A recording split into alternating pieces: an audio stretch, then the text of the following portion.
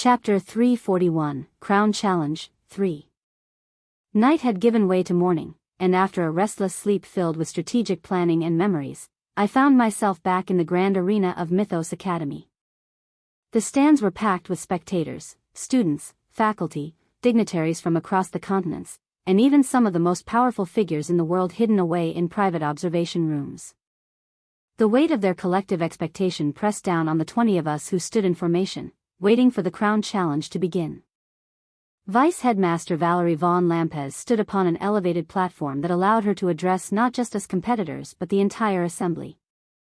The microphone she spoke into carried her voice throughout the arena and to the viewing screens worldwide where millions watched what had become far more than a simple academy competition. Distinguished guests, honored representatives of the continental powers, students of our allied academies, and viewers across the world, she began, her golden eyes surveying the arena with measured confidence. Welcome to the culmination of the Inter-Academy Festival, the Crown Challenge. She gestured upward, and a massive holographic display activated above the arena, showing the magnificent seven-spired crown rotating slowly, each spire catching light differently. For centuries, this challenge has identified not merely the most skilled fighters or the most tactically brilliant minds, but those who embody the virtues that true leadership requires. Those who may one day stand among the ranks of the continent's protectors. I felt eyes on me, not just from the stands but from the other competitors. Jack Blazespout smirked from his position 2 places to my left, while Lucifer Windward maintained his characteristic stoic expression from the opposite side of our formation. Rachel caught my eye briefly, her expression controlled save for a wink she sent my way. Beside her, Cecilia's calculating gaze scanned the arena, already mapping advantages and potential threats. Rose stood at ease, but the tension in her shoulders betrayed her readiness. And Serafina, her silver hair pulled back in a tight braid, nodded almost imperceptibly when our eyes met. Today's challenge differs from years past, Valerie continued, drawing my attention back to her.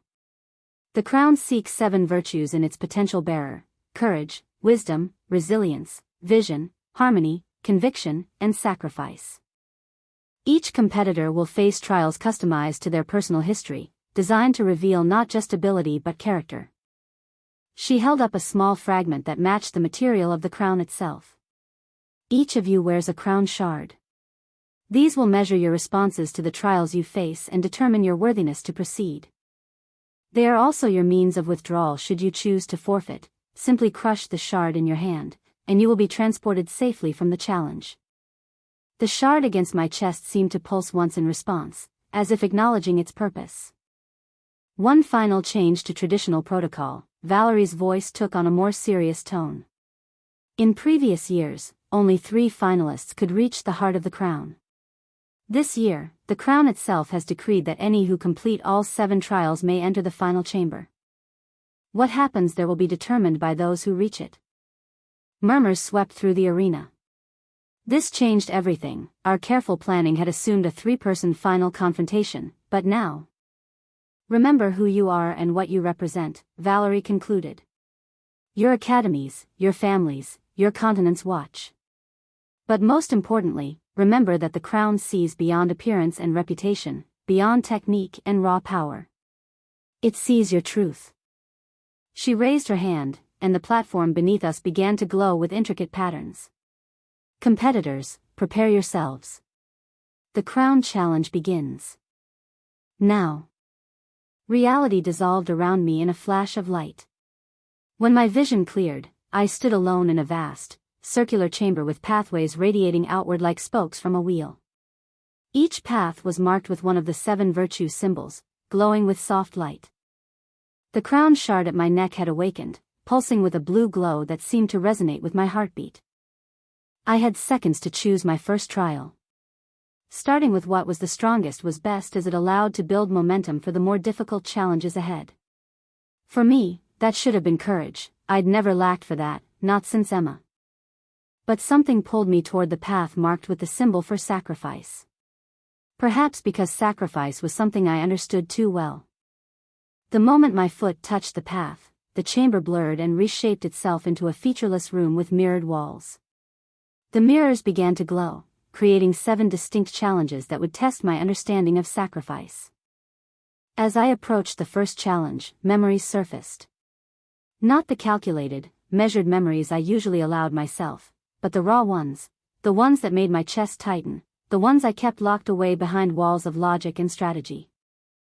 I saw myself again, not Arthur Nightingale, but the nameless, emotionless boy I had once been. A gray existence. An orphan with no attachments, no connections, a child who viewed emotions as mere chemical reactions, glitches in an otherwise functional system. The first challenge materialized as a simulation of two children trapped beneath debris. I felt the ground shift beneath my feet, dust filling my lungs as the scene solidified around me. The air was thick with the smell of wet concrete and fear. A collapsed building loomed before me, its jagged edges threatening further collapse with each passing second. Through a narrow gap in the rubble, I could see them. Not simulations, but children, a boy with a shock of dark hair matted with dust and blood, and a girl whose tear-streaked face was frozen in silent terror. Both around 8 years old. The boy's arm was pinned at an awkward angle, the girl was curled into a protective ball, eyes squeezed shut as if that might make the nightmare disappear. Help. Please.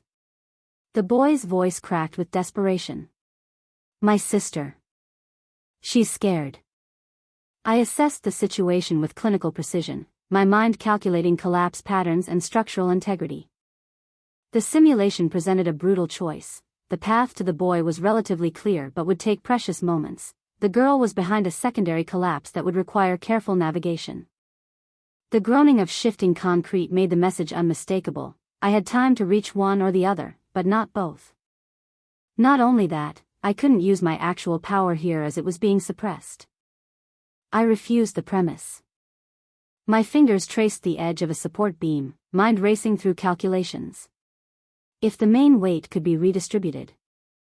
If I could just create enough temporary stability. That approach is not viable, a disembodied voice announced. Choose. I ignored it, dropping to my knees to examine the foundation of the collapse. Dust coated my throat, making each breath a struggle. The simulation was fighting me, the beam was too far, the angle impossible, the risk unacceptable. But the children's whimpers cut through my concentration, a reminder of what was at stake. Please hurry, the girl whispered, voice barely audible through the rubble. I don't want to die here. Her words sent a jolt through me. In my first life, I would have made the logical choice, accepted the inevitable loss. But Emma had taught me that solutions existed beyond cold calculation, beyond accepting impossible choices. I wedged myself into a gap that seemed impossibly small, feeling the rough edges of concrete tear at my skin. My muscles protested as I forced my way deeper into the unstable structure. The children watched me with wide eyes, hope fighting with fear on their dirt-streaked faces. You'll make it worse, the simulation warned. The probability of total collapse has increased to 87%. But probability wasn't certainty. I reached the support beam, calculating the exact point of maximum leverage. My hands gripped the rough surface, testing its weight. Too heavy to move conventionally. But if I used my body as the fulcrum? Cover your faces, I instructed the children, my voice steady despite the pain already building in my muscles. When I tell you, move exactly where I say. Not before. Not after. I positioned myself beneath the beam, bracing my back against it and my feet against the rubble floor. With a deep breath, I pushed upward with everything I had. Pain seared through every fiber of my being, simulated but convincing enough to draw a genuine gasp from my lips. The beam shifted millimeters, then centimeters, creating a temporary structural support. Now. I called through gritted teeth. Boy first, straight ahead. Girl, count to 3 then follow the same path. The boy hesitated, looking at his sister. Go together? No, I managed, muscles trembling from exertion. Too much weight at once. Trust me. The boy crawled forward, small body navigating the narrow path I'd created. I could feel the structure settling above me, pressing down with increasing force. Sweat poured into my eyes, my vision blurring as I fought to maintain the position. Keep coming, I encouraged as the boy reached the halfway point. The girl's frightened eyes never left mine, her chest rising and falling in rapid, shallow breaths. You're doing great. When the boy finally cleared the danger zone, I nodded to the girl. Your turn. Quick but careful. She moved with surprising grace for someone so terrified, following her brother's path exactly. I could feel my strength failing, muscles spasming as lactic acid built up beyond tolerable levels. The simulation was pushing me to my limits, testing not just my willingness to sacrifice but my physical capacity to endure. The girl was 3/4 of the way when a secondary collapse triggered. A fresh wave of rubble cascaded down, threatening to eliminate the narrow path of escape. Run! I shouted, abandoning any pretense of calm. She scrambled forward as I shifted my position, taking even more weight onto my shoulders to stabilize the new collapse point. The pain was blinding now. My spine felt as if it might snap, shoulders threatening to dislocate. I couldn't feel my legs anymore, just the crushing weight above and the desperate need to hold on for just a few seconds longer. Chapter 342, Crown Challenge, 4. The girl cleared the danger zone, joining her brother in relative safety. I held the position a moment longer, ensuring they were truly clear, before letting myself collapse. Using the last of my strength, I rolled sideways, momentum carrying me just far enough as the entire structure came crashing down behind me. I lay there in the dust, gasping, body still registering phantom pain even as the simulation began to fade. The children's faces lingered longest, their terror transformed to wonder, then gratitude, then finally dissolving into mist. As the scenario disappeared entirely, I found myself thinking of Emma.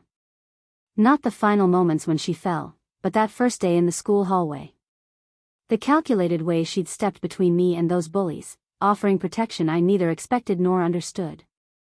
At the time, I had analyzed her intervention as a transaction, protection in exchange for some future favor. I couldn't comprehend that someone might help simply because it was right. Now I understood. Sometimes you refuse the choices presented because the correct answer lies outside the parameters of the question. The mirror darkened, recognizing completion, but the lesson remained with me. The second challenge coalesced around me without warning. One moment I stood in the featureless room, the next I found myself on a windswept hilltop overlooking a vast battlefield. The air smelled of earth and ozone, the peculiar stillness before combat. Below, an army in formation, my army, I somehow knew, faced an overwhelming enemy force that stretched to the horizon. Their armor glinted in the afternoon sun, banners snapping in the wind, a sea of steel and determination facing impossible odds. My generals stood nearby, faces grim as they awaited my command. Maps were spread on a makeshift table, weighted down with stones against the gusting wind. Troop positions marked in red and blue told a stark story. We were outnumbered at least 3-1, our position precarious at best. Your orders, Commander. A grizzled veteran awaited my response, his weathered face showing neither fear nor hope, just grim acceptance of whatever was to come. I studied the battlefield, mind calculating trajectories, probabilities, casualties. Two options emerged with clarity. We could send a small elite force on what amounted to a suicide mission, targeting the enemy's command structure and supply lines, potentially creating enough chaos for our main force to gain advantage. Or we could maintain a unified defense, every soldier fighting shoulder to shoulder in a desperate last stand. The first option offered higher overall survival rates for my army, perhaps 70% survival instead of an estimated 40%. But it meant knowingly sending 50 of my best soldiers to almost certain death. We need your decision, Commander, pressed another advisor. The enemy advances. Time favors them, not us. I felt the weight of command like a physical burden. These weren't abstract units on a tactical display, these were men and women who trusted me with their lives. I could see their faces in the camp below, some steeling themselves for battle, others sharing quiet words with comrades, a few stealing moments to look at treasured mementos of home. I made my decision. Prepare the strike force, I ordered, marking the critical targets on the map. We'll need our 50 best. Volunteers only. My generals nodded, relief and guilt warring on their faces. None spoke the obvious, that they were spared the burden of certain death, that others would pay that price instead. "I'll be leading the strike force personally," I added, causing an immediate uproar. "Commander, you cannot," protested my second-in-command. "The Army needs your leadership for what comes after. This is suicide." "I'm aware," I replied calmly, already removing my commander's insignia. "That's precisely why I won't order others to go where I won't go myself." I could see the argument building in their eyes, the tactical logic that would keep me safely behind the lines while others died at my command. In my first life, I would have seen the cold efficiency in that arrangement, the mathematical optimization of resources. But Emma's voice echoed in my memory, not her words, but her laugh, bright and genuine when she finally dropped her spy's facade. The sound that had first introduced real color into my gray existence. I remembered how her calculating smile had softened over time into something true, how the light in her eyes when she looked at me had transformed from assessment to affection. I shrugged off my heavy cloak, exchanging it for lighter armor better suited for infiltration. "Choose the team. People with families stay with the main force. I want single volunteers, preferably veterans. We move in 1 hour." As dawn broke, I led my small unit through enemy lines. We moved like shadows, each step bringing us closer to our targets and to our likely deaths. I felt no fear, only a crystalline clarity, a perfect understanding of what was at stake. We struck with precision, cutting through key command posts, destroying supply caches, eliminating communication lines. I took wounds that should have been fatal, a spear thrust that missed my heart by inches, an arrow that grazed my neck instead of piercing it. The simulation pushed me to my physical limits, testing not just my willingness to sacrifice but my ability to continue despite pain and exhaustion. When the main force launched their counterattack, taking advantage of the chaos we'd created, I was the only one of my strike team still standing. Bleeding from multiple wounds, I watched as our army gained the advantage we'd paid for with 49 lives. As the simulation began to fade, I found myself remembering Emma's face, not the calculated mask she'd worn when we first met, but the real smile I'd earned later. The genuine person beneath the spy's training who had, in the end, chosen me over her mission, her freedom, her life. The mirror darkened as the challenge completed, but the lesson lingered, that true leadership isn't about making hard choices from a position of safety, but about being willing to bear the consequences of those choices personally. The third challenge materialized around me with the clinical precision of a surgical procedure. The antiseptic smell of a laboratory filled my nostrils, sharp and clean against the lingering dust and sweat from the previous trials. The white walls seemed to pulse with the blue-white light of advanced equipment, centrifuges humming their steady rhythm, displays flickering with equations and molecular models, the soft beep of monitoring systems creating a technological heartbeat. I found myself wearing a lab coat, the weight of a tablet in my hands displaying data I somehow instantly understood. This was Project Helix, a groundbreaking medical research initiative that, if successful, would revolutionize treatment for a degenerative neurological condition affecting millions. My role was lead researcher on a team of 6, each brilliant in their own right, yet the project had stalled for months, trapped in a cycle of promising starts and disappointing failures. "Another dead end," muttered Dr. Eliza Chen, the molecular specialist whose desk neighbored mine. Her shoulders slumped as she pushed back from her workstation, the dark circles under her eyes testament to too many late nights chasing solutions that evaporated like morning dew. I had access to her file, brilliant but overlooked, passed over for promotion twice, this project her last chance to prove her worth to the Institute. Her hands trembled slightly as she reached for her coffee, the gesture striking me as painfully familiar. Emma's hands had trembled like that the night before our escape attempt, though she'd tried to hide it behind brash words and forced confidence. I turned my attention to the dataset before me, my mind automatically identifying patterns others might miss. Where they saw randomness, I perceived underlying order, connections between seemingly disparate results that pointed toward a solution no one had considered. The answer crystallized in my mind with a clarity that felt almost unfair given how long the team had struggled. The simulation presented the choice with brutal simplicity. I could announce my breakthrough at tomorrow's critical review, securing my position, ensuring continued funding, becoming the face of a medical revolution. Or I could guide Eliza to the discovery, allowing her to claim credit, knowing her career desperately needed this victory while mine would continue regardless. Anything in the Theta 6 results? Eliza asked, hope a fragile thing in her voice as she glanced over at my station. I looked at her, really looked at her. Not as a colleague or competitor, but as a person fighting against the current of repeated failure. The simulation provided perfect detail, the framed photo of her younger sister on her desk, a girl who suffered from the very condition this research sought to treat, the worn edges of her lab notebook from constant use. The barely concealed fear in her eyes that whispered of mounting debt from medical school and a reputation teetering on collapse. Actually, I said, making my decision, I think there might be. But I'm looking at it wrong. I deliberately introduced a small error in my approach, visible enough for someone of her caliber to spot. Would you mind taking a look?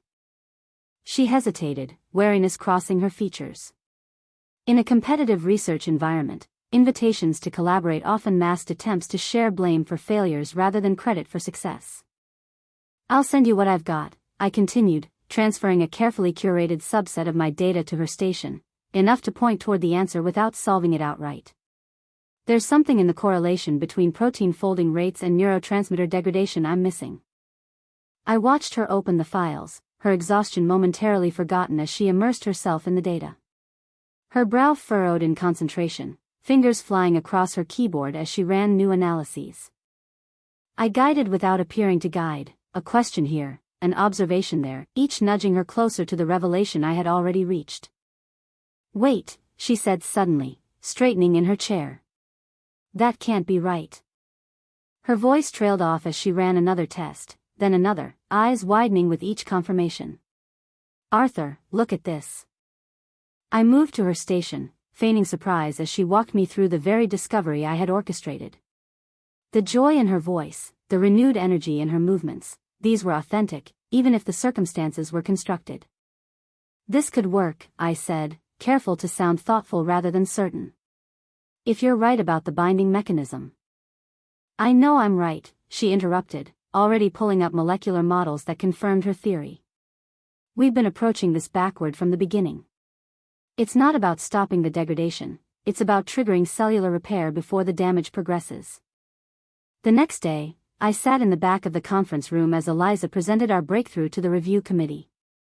Our breakthrough had become her breakthrough through careful verbal engineering on my part, guiding other team members to direct their questions to her, deferring to her expertise in group discussions, subtly positioning her as the driving force behind the discovery.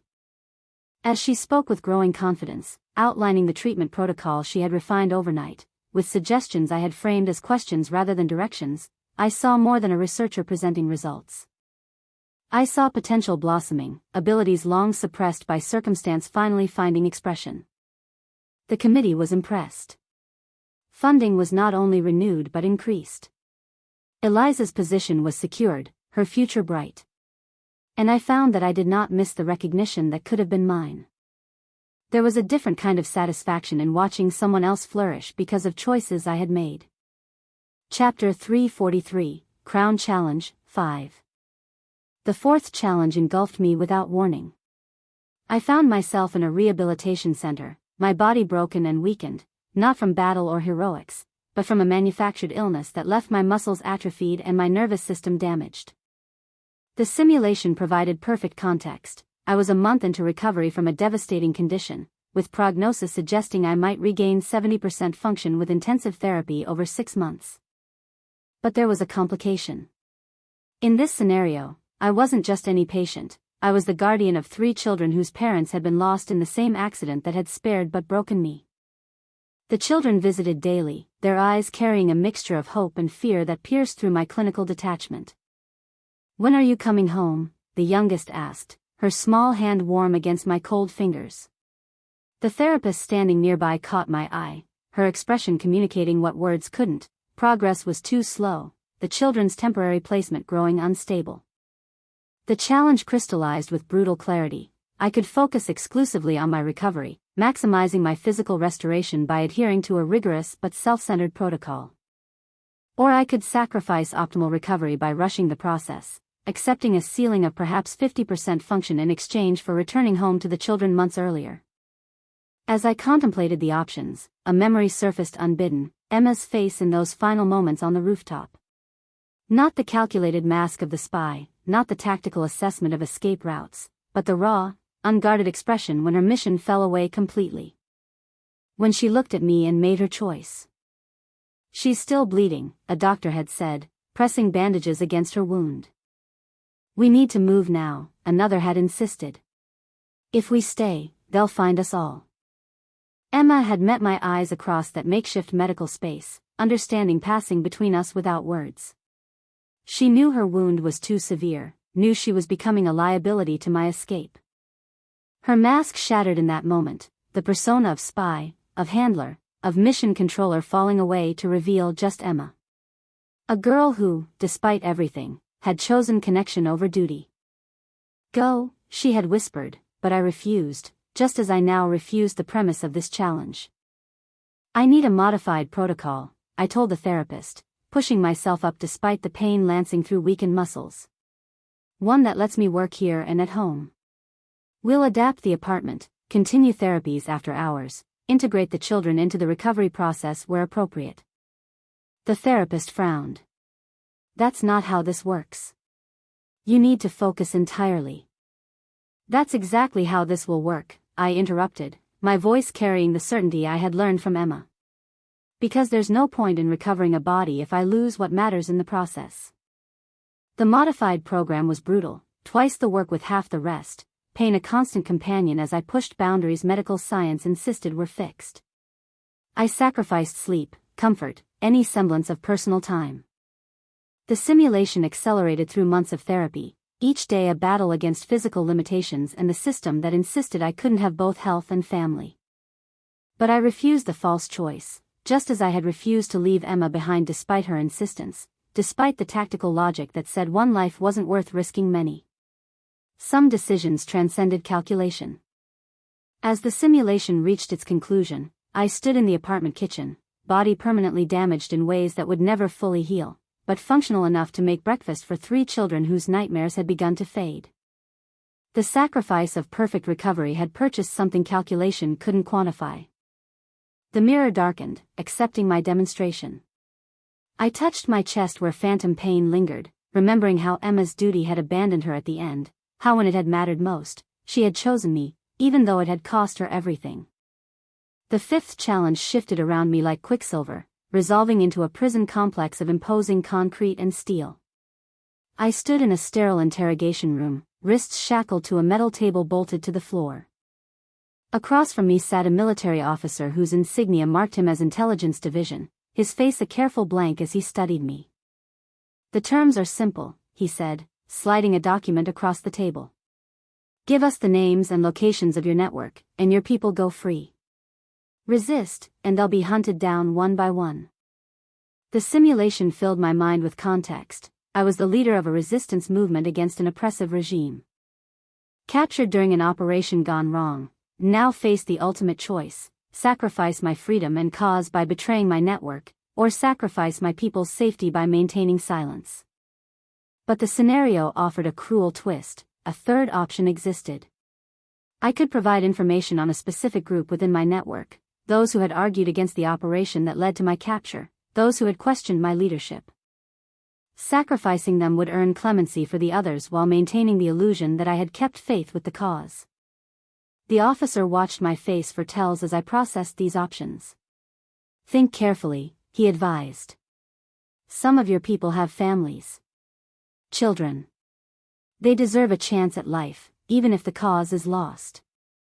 As I considered my response, my mind filled with images of Emma's blood soaking through her clothes, pooling on the concrete beneath us as we huddled in that abandoned building. "Go," she had pleaded. "They're coming. I'll only slow you down." "I'm not leaving you," I had insisted, trying to staunch the bleeding with pressure and sheer desperate will. She had laughed then, a pained, bitter sound. Still the genius who can't accept reality.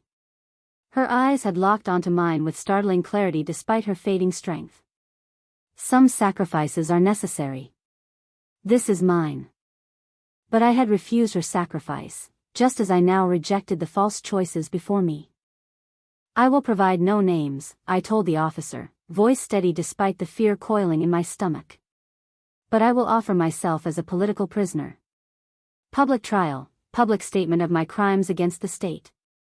Your government gets its victory, a clear message to others who might resist. The officer's eyebrow raised fractionally. And why would we accept that when we could simply make you talk? Because a martyr inspires more than a traitor, I replied. This way, you control the narrative. Otherwise, when I die under torture having revealed nothing, my people will have their hero, and your government will face questions it can't answer. The psychological warfare that followed tested every aspect of my resolve: sleep deprivation, isolation, simulated torture that felt disturbingly real. They showed me fabricated evidence of my people's capture, played recordings of screams they claimed belonged to my most loyal lieutenants. Each time, I repeated my offer, myself in exchange for my network's safety.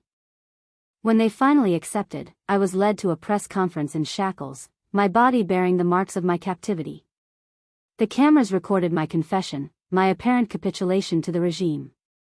But my people would understand the coded phrases embedded within my statement, would recognize my sacrifice for what it was, not defeat but protection. As the simulation faded, I found myself remembering Emma's final moments once more.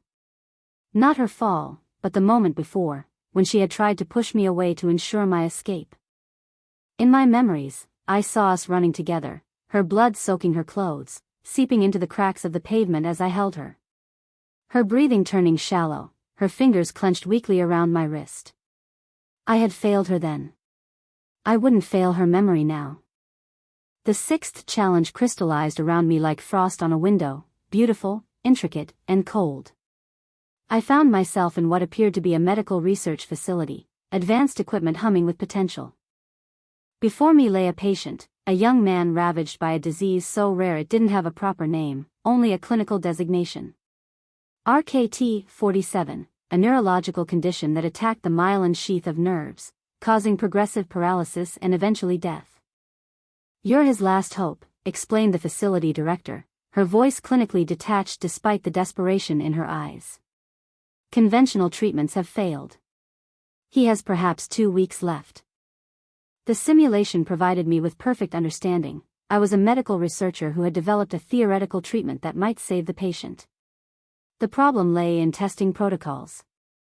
The proper procedure would require animal trials, ethics committee approvals, safety validations, processes that would take months the patient didn't have. There's a way to bypass the protocols, the director continued, lowering her voice. Technically illegal, but the board would look the other way. He's signed a full liability waiver. His family is prepared for any outcome. No one would ever know. The choice presented itself with crystalline clarity. I could adhere to proper medical ethics, knowing it meant the patient's certain death, or I could take a shortcut that might save him but would violate every principle of responsible medical research.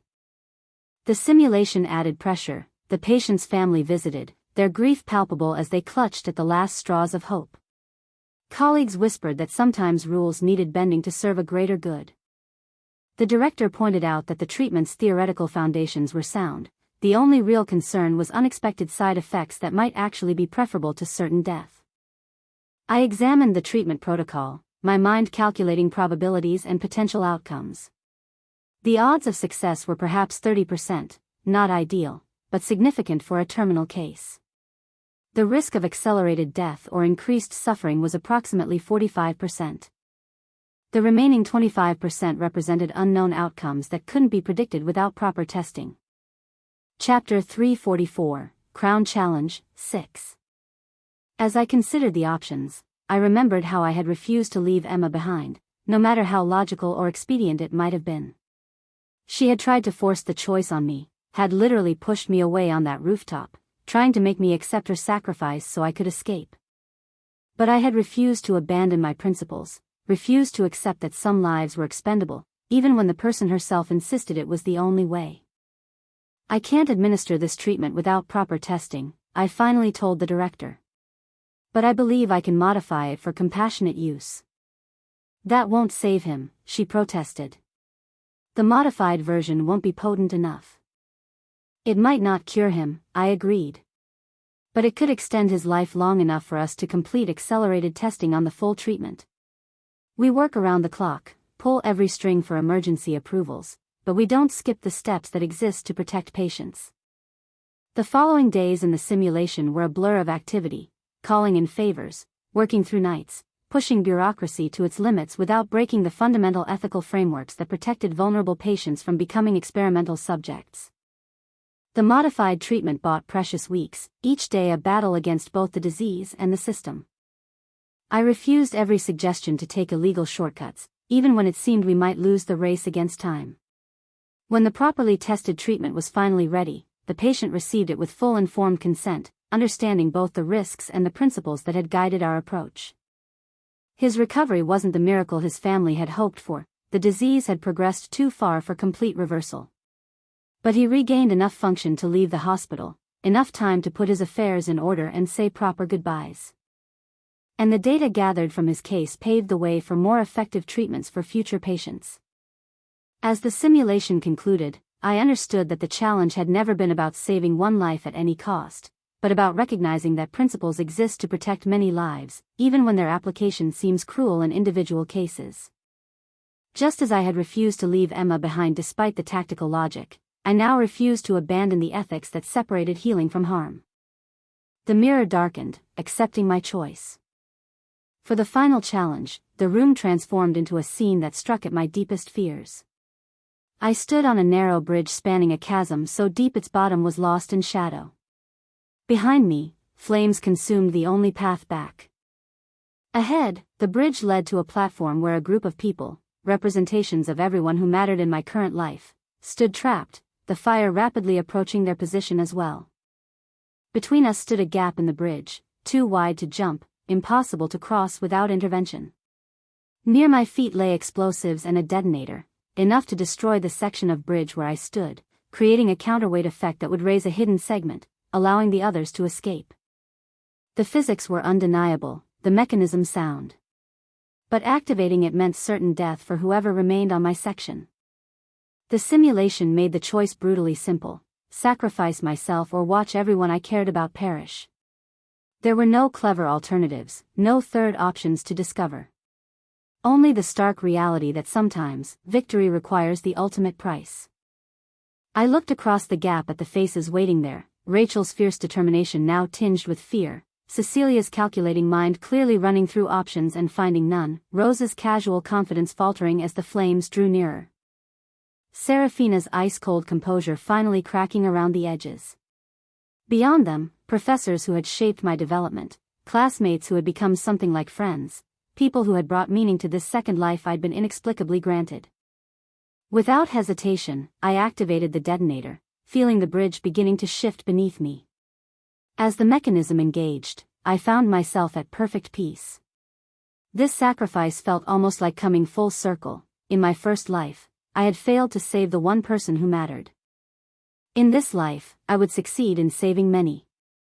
As the bridge collapsed beneath me and I fell toward the darkness below, my mind filled not with fear but with Emma's last words to me: "Live for us, Arthur. Forget about revenge. Just live." I had failed her then, too consumed by grief and rage to honor her final request. Perhaps this sacrifice would balance that failure, would give meaning to both her death and mine. But as the simulation faded before I hit the bottom of the chasm, I realized the deeper truth. I hadn't chosen death because I valued my life less than others. I had chosen it because Emma had taught me the worth of connection, that a life without those we love is no life at all. I had already experienced the worst death possible, watching her die in my arms, taking with her the only light that had ever colored my world. After that, physical death held little terror. As the final mirror darkened, I stood in the center of the now dim room, breathing heavily. The wounds of that loss still felt fresh, still bled when pressed. Despite all my intelligence, all my calculations, all my plans, I had failed to save her. But what she had given me, the understanding of what it meant to be human, to feel, to connect, that had never faded. The floor beneath me glowed briefly, and the symbol for sacrifice appeared, shining with confirmed energy. My crown shard warmed against my skin, resonating with the completed trial. The mechanism of the challenge recognized the virtue demonstrated. No voice spoke. No entity judged. Just the simple acknowledgement of a truth I carried within me, that I understood sacrifice because I had experienced it in its rawest form. And still carried that weight, transformed now into something that could guide rather than crush. I returned to the central chamber, the symbol for sacrifice now glowing with completed energy. Without hesitation, I stepped onto the path marked with the symbol for wisdom. If I was going to face my past in these trials, better to do it systematically, confronting each aspect of who I had been and who I had become. The wisdom path transported me to a vast circular chamber filled with what appeared to be hundreds of doors, each identical, each unmarked, each closed. The room rotated slowly, the doors shifting position in a pattern I couldn't immediately discern. In the center of the chamber stood a simple pedestal with a small crystal sphere resting upon it. When I approached the pedestal, the sphere pulsed with light. Words appeared, floating in the air before me. 7 doors lead to wisdom. The rest lead to folly. Choose carefully. I studied the room more carefully now, noting subtle patterns in the floor, the ceiling, the way the doors were positioned. This wasn't a test of knowledge but of judgment, the ability to discern meaningful patterns from noise, to make decisions based on incomplete information. I began by examining the crystal sphere itself, noting how its light interacted with the room as it rotated. Certain doors reflected the light differently, a barely perceptible difference in luminosity that wouldn't be noticeable unless you were specifically looking for it. I marked those doors mentally, then turned my attention to the floor patterns. Concentric circles were etched into the stone, some deeper than others. The doors that had reflected the light differently also aligned with the deepest floor markings at specific points in the room's rotation. I continued gathering data, analyzing each potential indicator, looking for confirmation patterns rather than jumping to conclusions. After several minutes of observation, I had identified 6 doors with high probability of being correct choices. But the instructions had specified 7 doors. I needed more information. I decided to open one of the doors I had identified as a likely correct choice. It swung open to reveal a small chamber containing a simple wooden table. On the table sat a book in another crystal sphere, identical to the one on the pedestal in the main room. I examined the book first. Its pages contained riddles and philosophical questions, each addressing different aspects of wisdom, patience, discernment, judgment, knowledge, experience, intuition, and foresight. 7 aspects in total. I noted the order in which they appeared, suspecting it might indicate the correct sequence for the doors. Returning to the main chamber, I continued my analysis, now looking for patterns that would match the 7 aspects of wisdom I had identified. The room's rotation had a pattern of its own, not even, but variable, with slight accelerations and decelerations that corresponded to the positions of certain doors. Chapter 345, Crown Challenge, 7. I identified the 7th door, not through pattern analysis but through a momentary clarity of perception that transcended calculation. The final door didn't fit the logical pattern I had established. It stood apart, distinctive only in its perfect ordinariness, its complete lack of distinguishing features making it unique among the hundreds of options. I approached the doors in the sequence I had determined, patience first, then discernment, and so on through all 7 aspects of wisdom. Each door opened to a chamber similar to the first, each with its own test or puzzle that required a different aspect of wisdom to solve. For patience, I had to sit in perfect stillness while the room gradually filled with water, fighting the instinct to panic or rush, trusting that the solution would reveal itself in time, which it did, when the water reached precisely the right level to float a key to the surface. For discernment, I faced a room filled with perfect replicas of my sword, hundreds of identical weapons from which I had to select the original. No physical test would distinguish them, they were perfect copies down to the molecular level. Only by recognizing the subtle resonance between my own mana signature and the weapon I had wielded for years could I identify the true blade. For judgment, I was presented with a complex ethical dilemma involving a village suffering from a deadly plague. Various cures were possible, each with different success rates and side effects. There was no perfect solution, only the weighing of values, the balancing of competing goods, the acceptance that sometimes wisdom means choosing the least harmful option rather than a perfect one. For knowledge, I faced a series of increasingly difficult technical problems, drawing on everything from basic arithmetic to advanced magical theory. But the true test came at the end, when I was asked a question to which there was no known answer. The wisdom was in recognizing the limits of knowledge, in being able to say, "I don't know," without shame or hesitation. For experience, I was shown scenes from the lives of people I had never met, snippets of joy, tragedy, ordinary moments, extraordinary achievements. I had to infer the full context from these fragments, to understand the narrative that connected these disparate experiences into coherent lives. The test wasn't about being right, it was about the depth and nuance of interpretation, the ability to see beyond my own limited perspective. For intuition, I entered a room that appeared empty but felt wrong in ways I couldn't immediately articulate. Something about the dimensions, the acoustics, the way light fell, all subtly distorted. I had to navigate through the space relying not on sight or conventional senses, but on the instinctive recognition of wrongness, the gut feeling that guided me around dangers I couldn't consciously perceive. For foresight, the final aspect, I was presented with a complex simulation of a society on the brink of multiple possible futures. I had to project how current trends might develop, anticipate unintended consequences of well-meaning interventions, recognize the signs of nascent problems before they became crises. The wisdom wasn't in predicting a single correct future, it was in understanding the branching paths of possibility, the critical junctures where small actions could have outsized impacts. Throughout these tests, I found myself drawing not just on the analytical capabilities that had defined my first life, but on the emotional intelligence I had begun to develop since meeting Emma. True wisdom wasn't just calculation, it was understanding when calculation wasn't enough, when other kinds of knowing needed to take precedence. As I completed the final test, the 7 chambers merged back into the main circular room. The pedestal at the center now held 7 crystal spheres, each glowing with a different aspect of wisdom I had demonstrated.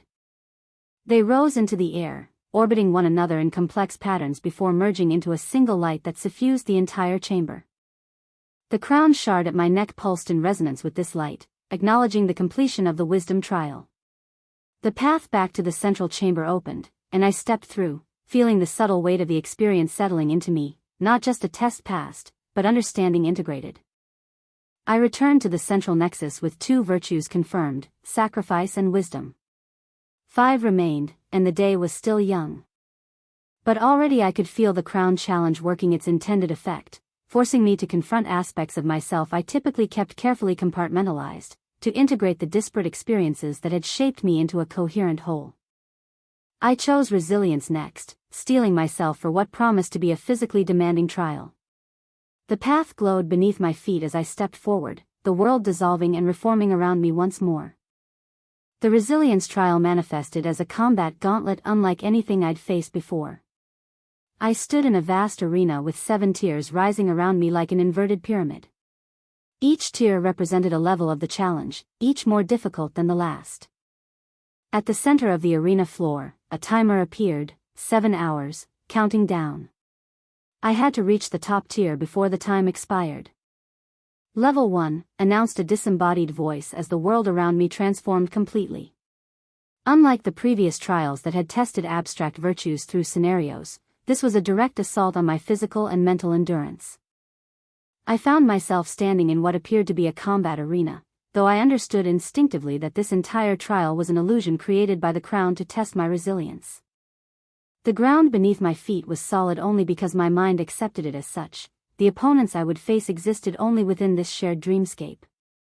The first wave of challengers appeared, shadowy figures that assumed combat stances around me. These weren't physical constructs or beasts but pure manifestations of the trial itself. I drew my sword, feeling its familiar weight though I knew both it and my body were projections within this illusionary space. I entered the opening stance of Tempest Dance, the Grade 5 swordsmanship technique that specialized in building momentum for devastating power. Each movement I made within this illusion felt completely real, muscles burning, sweat forming, breath quickening. The crown had created a perfect simulation of physical exertion within this mental landscape. The shadow figures attacked simultaneously. I deflected the first with a precise parry, absorbing the impact and converting it into stored energy within the Tempest Dance. Each block, each counter added to the growing reservoir of power building in my technique. By the fifth opponent, my strikes carried tremendous weight, not from speed but from accumulated momentum, each blow heavier than the last. I cast Earthen Grasp, watching as the illusionary ground responded to my will, briefly immobilizing 3 approaching figures. The spell worked exactly as it would in reality, the crown's illusion faithfully reproducing both the mana cost and the tactical advantage. As the last shadow opponent of level 1 dissolved, I understood the purpose of this trial. The crown wasn't testing my ability to defeat enemies, it was measuring my capacity to endure sustained challenge while maintaining precision and adaptability. Level 2, the voice announced. The illusionary environment shifted. Now my opponents took the forms of people I'd faced in the past, their fighting styles and techniques perfectly recreated from my own memories. The crown was drawing directly from my mind, creating a completely personalized test of resilience. I recognized the shadowy figure of Jean forming before me, its movements and techniques mirroring his distinctive style. I activated Soul Resonance, establishing my connection with Luna. Though she existed outside this illusion, our spiritual bond transcended physical reality. My senses immediately sharpened through soul vision, the enhancement showing me patterns in the illusion's structure that would otherwise be invisible. The Jean shadow attacked with dark energy techniques. Through soul vision, I could perceive how the crown was using my own memories to construct these attacks. I channeled pure light through my sword, countering with techniques specifically developed to counter Jin's style. The Tempest Dance continued building momentum, each exchange adding to its growing power. Level 3 brought environmental challenges within the illusion. The arena transformed into treacherous terrain, unstable footing, extreme temperature variations, areas of distorted gravity. While none of it was physically real, my mind and body responded as if facing actual danger. My heart rate increased, muscles tensed, and pain registered when I made mistakes. Soul vision allowed me to perceive the patterns of change before they occurred, giving me precious seconds to adapt. I fought multi-opponent battles while navigating these hazards, continuing to build momentum through Tempest Dance rather than expending it prematurely. Chapter 346, Crown Challenge, 8. By level 4, the crown began imposing limitations directly on my illusionary form. My dominant arm responded sluggishly, my vision blurred at critical moments, and my mana pathways constricted, limiting spell options.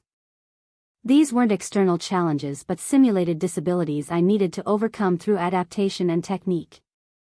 I switched my sword to my offhand, modified spell castings to require minimal mana, and relied on soul vision to compensate for sensory impairment. Throughout these adjustments, I maintained the core principles of Tempest Dance, preserving momentum despite changing circumstances. Level 5 attacked my mind directly. The crown created cognitive interference, memory gaps, sensory confusion, emotional triggers designed to break concentration. The boundary between the illusion and my own thoughts blurred, making it difficult to distinguish between external challenges and internal reactions. I deepened my connection with Luna, using her separate consciousness as an anchor point. Her thought patterns, alien and precise, helped me distinguish between genuine cognition and the crown's manipulations. The discipline required to maintain Tempest Dance served as another anchor, its structured progression keeping me focused despite mental distractions. By level 6, the illusion had become almost indistinguishable from reality. Blood from numerous minor wounds felt warm and wet on my skin. Muscles screamed from exhaustion that seemed completely real. Mana reserves approached depletion, each spell bringing me closer to complete exhaustion.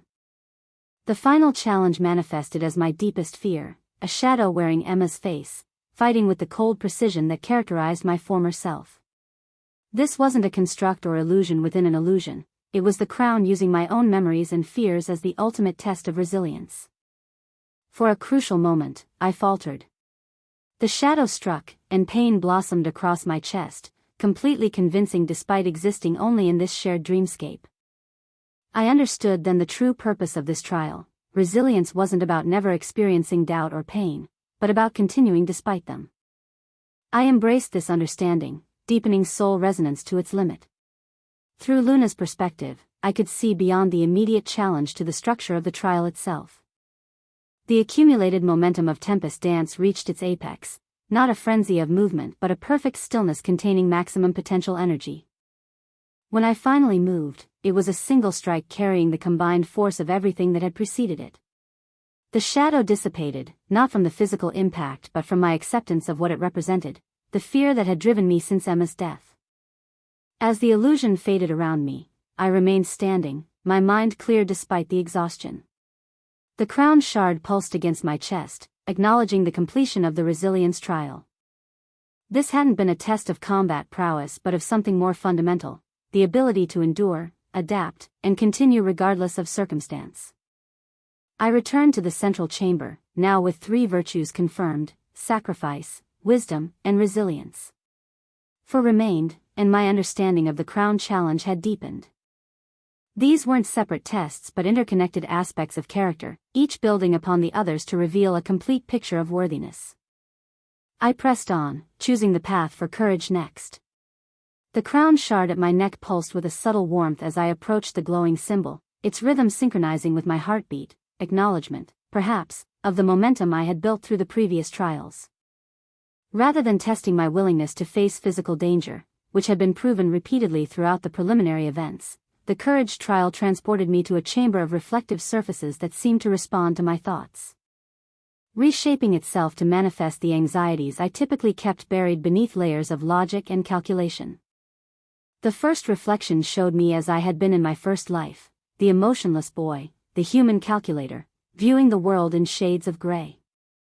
In the mirror, that version of myself grew older, continuing on a path of cold efficiency, never meeting Emma, never experiencing the fullness of human connection. I watched my reflection rise through the ranks of whatever organization had created me, becoming the perfect weapon they had intended, brilliant, remorseless, empty of anything but tactical precision. The reflection's eyes met mine, and I recognized the void behind them, the absence that had once defined me, the emptiness I still feared lurked beneath everything I had become. "This is what you were designed to be," the chamber whispered, though no voice spoke aloud. "This is what remains when everything else is stripped away." I felt the familiar pull of that detachment, the clarity of pure calculation, unclouded by emotion or attachment. For a brief moment, I wondered if that might have been easier, simpler, more efficient than the complex tangle of connections and feelings that now defined my existence. The chamber shifted, sensing my thoughts. A second reflection formed, showing me the possibility that this second life, with its magic, its academies, its connections, might be nothing more than a dying hallucination, the final desperate creation of my brain as my original body shut down in that collapsed facility. The reflection showed my true self, broken and bleeding beneath tons of concrete and steel, oxygen depleting, consciousness fading. All of this, the crown challenge, my abilities, my relationships, nothing but the elaborate fantasy of a dying mind seeking comfort in its final moments. "How can you be certain of anything?" the chamber seemed to ask. "What proof do you have that any of this is real?" I had asked myself this question during those first confused weeks after arriving in this world. The doubt had nearly paralyzed me then, making every decision seem pointless, every connection suspect. If none of this was real, what purpose did any action serve? A third reflection formed, perhaps the most painful of all. It showed Rachel, Cecilia, Rose, and Serafina, their faces contorted in fear as they faced dangers I couldn't prevent. Despite all my power, all my intelligence, all my careful planning, I watched them fall one by one, just as Emma had fallen. The reflection showed me standing alone in the aftermath, surrounded by the wreckage of all I had tried to protect. The scene was vivid enough that I could smell the dust and blood, could feel the familiar weight of failure crushing my chest. "You couldn't save her," the chamber reminded me. "What makes you think you can save anyone else? Attachment is just the prelude to loss. Connection just another form of vulnerability." I felt my heart rate accelerate, my breathing shallow. These weren't just abstract fears, they were the foundations of my nightmares, the thoughts that sometimes woke me in cold sweat during the deepest hours of night. But the true test of courage wasn't in facing these fears without reaction, it was in acknowledging them, accepting them as part of me, and continuing forward despite them. I forced myself to look deeper into each reflection, to recognize the truth within the fear without being defined by it. To the first reflection, I acknowledged, yes, that detachment had been part of me, still existed as potential within me. The capacity for cold calculation remained a tool I could access when needed. But it was no longer my whole self. I had chosen a different path, one that integrated reason with feeling, analysis with intuition. That choice was real, and I renewed it daily. To the second, I conceded the possibility, perhaps this was a hallucination, a dream, an illusion. But even if that were true, the experiences themselves, the connections formed, the growth achieved, the meaning discovered, remained significant. Reality was ultimately unprovable, but the choice to engage with this world as real was mine to make, again and again. To the third reflection, the hardest of all, I admitted, I might fail again. Those I cared about might suffer despite my best efforts. Connection did indeed create vulnerability. But the alternative, isolation, detachment, the gray existence I had once known, was no longer acceptable to me. Better to risk loss than never to have truly lived at all. Courage isn't fearlessness, I said aloud to the chamber. It's choosing to act despite fear, to be guided by values rather than anxieties. It's accepting vulnerability as the price of authentic existence. As I spoke these words, accepting each fear without being controlled by it, the reflections began to change. The first no longer showed just the cold calculator but integrated aspects of who I had become. The second showed both possibilities, hallucination and reality, existing simultaneously, neither negating the value of my choices. The third showed not just potential failure but also the possibility of success, of protection, of connections preserved through difficulty rather than lost to it. Chapter 347, Crown Challenge, 9. The crown shard warmed against my skin, recognizing true courage rather than its superficial imitation. The chamber faded, returning me to the central nexus with 4 virtues now confirmed. I chose vision next, curious how the crown would test this virtue. The trial transported me to a formless void, a space of pure potential without features or boundaries.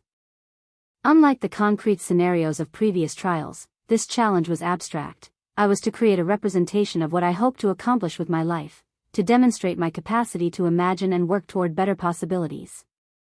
Drawing on both my analytical capabilities and my developing emotional intelligence, I began to shape the void around me.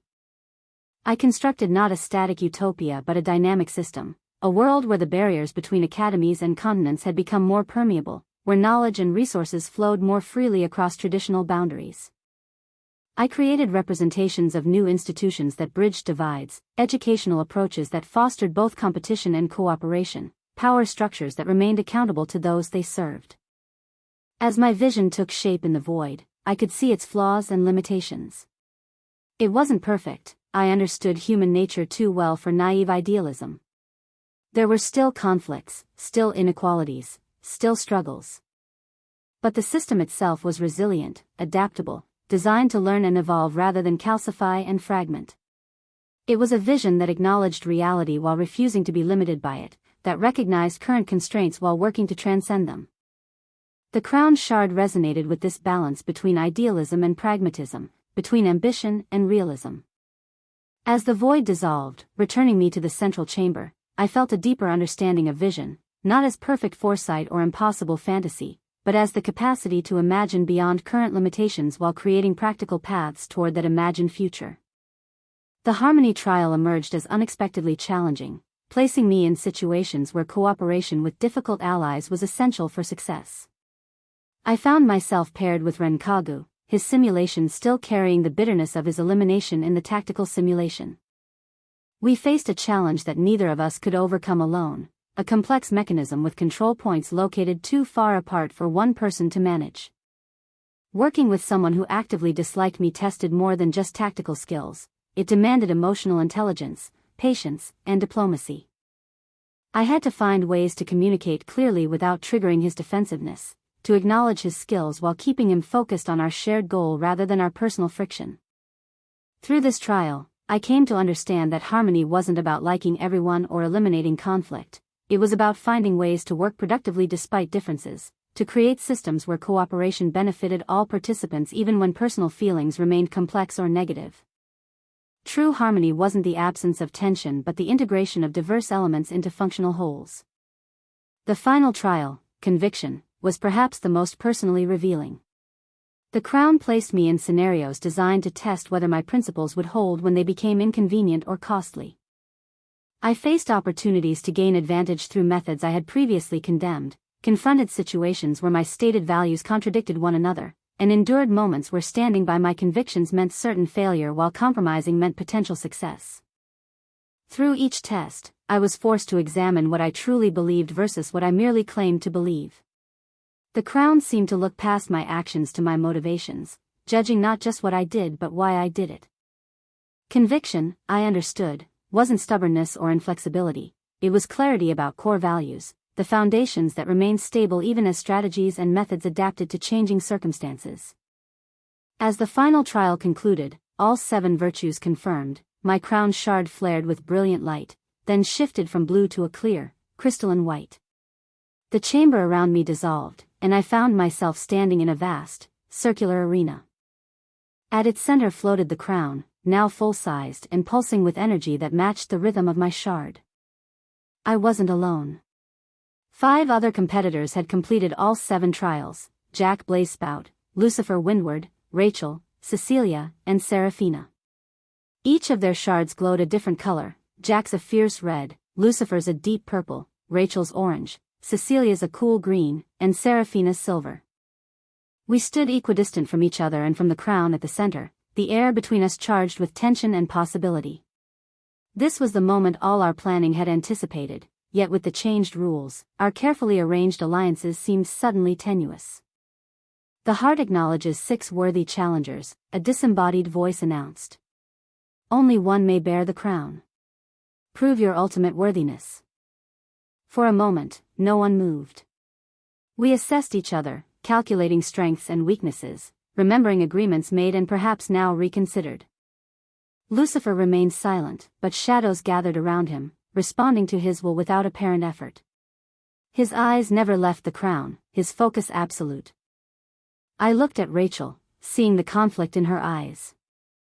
Cecilia had already shifted to a defensive position, her tactical mind analyzing angles and distances, preparing for the inevitable confrontation. Seraphina stood perfectly still, frost crystals forming and dissolving around her fingers. Before any of us could make the first move, I sensed a new presence entering the heart. Turning, I saw another competitor emerge from one of the trial pathways, Seola Moyong, her black hair pulled back in a severe braid that emphasized the sharp angles of her face and the striking gold of her eyes. She carried a katana that was the pride of the Moyong family. Her midnight blue combat suit bore the marks of difficult trials, tears and scorches that suggested she had faced challenges at least as demanding as my own. Unlike the tension that characterized the rest of us, Seola moved with calm purpose, her golden eyes scanning the chamber before settling on me. She began walking directly toward me, ignoring the others and even the crown itself. "Arthur Nightingale," she said when she stood before me, her voice carrying a musical quality that contrasted with the intensity of her gaze. "I've waited for this moment." I maintained my guard, aware that Rachel, Cecilia, and Seraphina had all tensed, watching this unexpected development. "You have me at a disadvantage." A slight smile touched her lips. "Not for long." She raised her katana in what might have been a salute. "I know I won't win this challenge. But before it ends, I want to fight you, to see the strength of your sword for myself." And without further warning, she attacked, her blade cutting through the air with deadly precision, forcing me to draw my own sword in defense as the final phase of the crown challenge erupted into chaos around us. Chapter 348, Crown Challenge, 10. Seola Moyong. She was going to be a truly troublesome challenge even for me. In fact, after Lucifer and Jack, she was the most formidable opponent, surpassing even Ren in terms of sheer difficulty. Because I hadn't yet devised a strategy to defeat her. Her katana, encased in shimmering golden enhanced aura, bloomed with ethereal light as she swung it in a perfect arc. The movement was both beautiful and deadly, like watching a dancer perform with lethal intent. Second petal of the Grade 5 Art Skyward Lotus, Blossom in Storm. Golden energy petals materialized around her blade, each one capable of shearing through stone as if it were paper. Starting strong? I thought, feeling lucent harmony activating automatically in response to the threat. The golden energy flowed through my circuits, synchronizing my breathing, heartbeat, and mana into perfect alignment. I reached out mentally to Erebus, drawing on our contract. 6-circle spell, Abyss Chains. Darkness coalesced between us, physical shadows taking form as gleaming black chains that shot towards Seolah's attack. The deep dark spell pierced through the golden lotus petals, entangling them momentarily. The collision of opposing energies sent shock waves across the arena floor, cracking the stone beneath our feet. Seolah's golden eyes gleamed with appreciation rather than frustration. Without hesitation, she flowed into her next movement, her body moving with the precision of someone who had practiced the same technique thousands of times. Third petal of the Grade 5 Art Skyward Lotus, Divine Gale. The air distorted around her katana, golden petals transforming into a vortex of cutting wind that threatened to shred my abyss chains. Before I could counter, a familiar figure stepped between us, Seraphina's slender form moving with liquid grace, her silver hair whipping in the artificial gale. Her blade traced the distinctive pattern of Mount Hua's ancient sword art. Ice crystals manifested around her sword, taking the form of frozen plum blossoms that shimmered with inner light as they rushed to meet Seolah's attack. She's not strong enough, I thought, calculating the power differential instantly. Seraphina's Mount Hua techniques, though enhanced by her ice magic, lacked the raw power needed to counter Seolah's divine gale. But she wasn't alone. Rachel appeared at her side, her golden hair radiating light that marked her status as the Academy's saintess.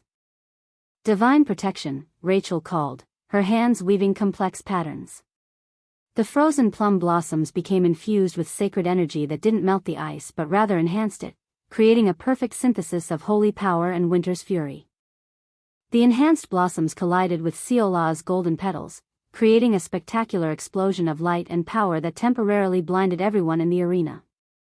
"Go Arthur," Seraphina said without turning, her voice strained from the effort of maintaining her Mount Hua technique against Seolah's superior force. "What do you mean?"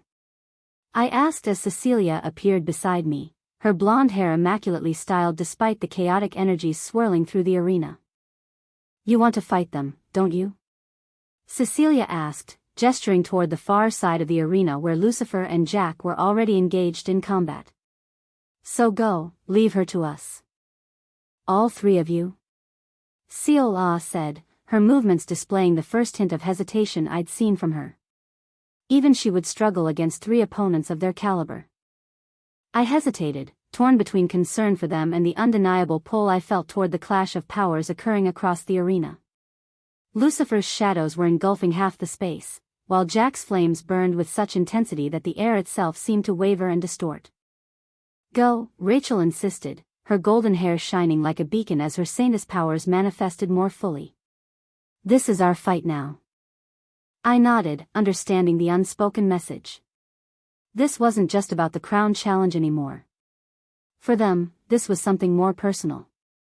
As I turned away, racing toward the epicenter of power where Lucifer and Jack were locked in combat, I caught glimpses of their battle techniques. Lucifer's shadows had taken physical form, massive constructs that fought with surprising precision despite their amorphous nature. Jack, meanwhile, had transformed the area around him into a swirling inferno, his laughter audible even over the roar of his flames. "Took you long enough, Nightingale," Jack called out as I approached, his grin visible through the curtain of fire surrounding him. "Thought you might sit this one out. And missed the opportunity to put you in your place?" I responded, drawing power into my blade. "Unlikely." Lucifer said nothing, but his shadow shifted, acknowledging my presence while refusing to drop his guard against Jack. His pale features were set in absolute concentration, not a single movement wasted as he maintained control over his technique. The 3 of us circled each other warily, each waiting for the others to commit to an attack first.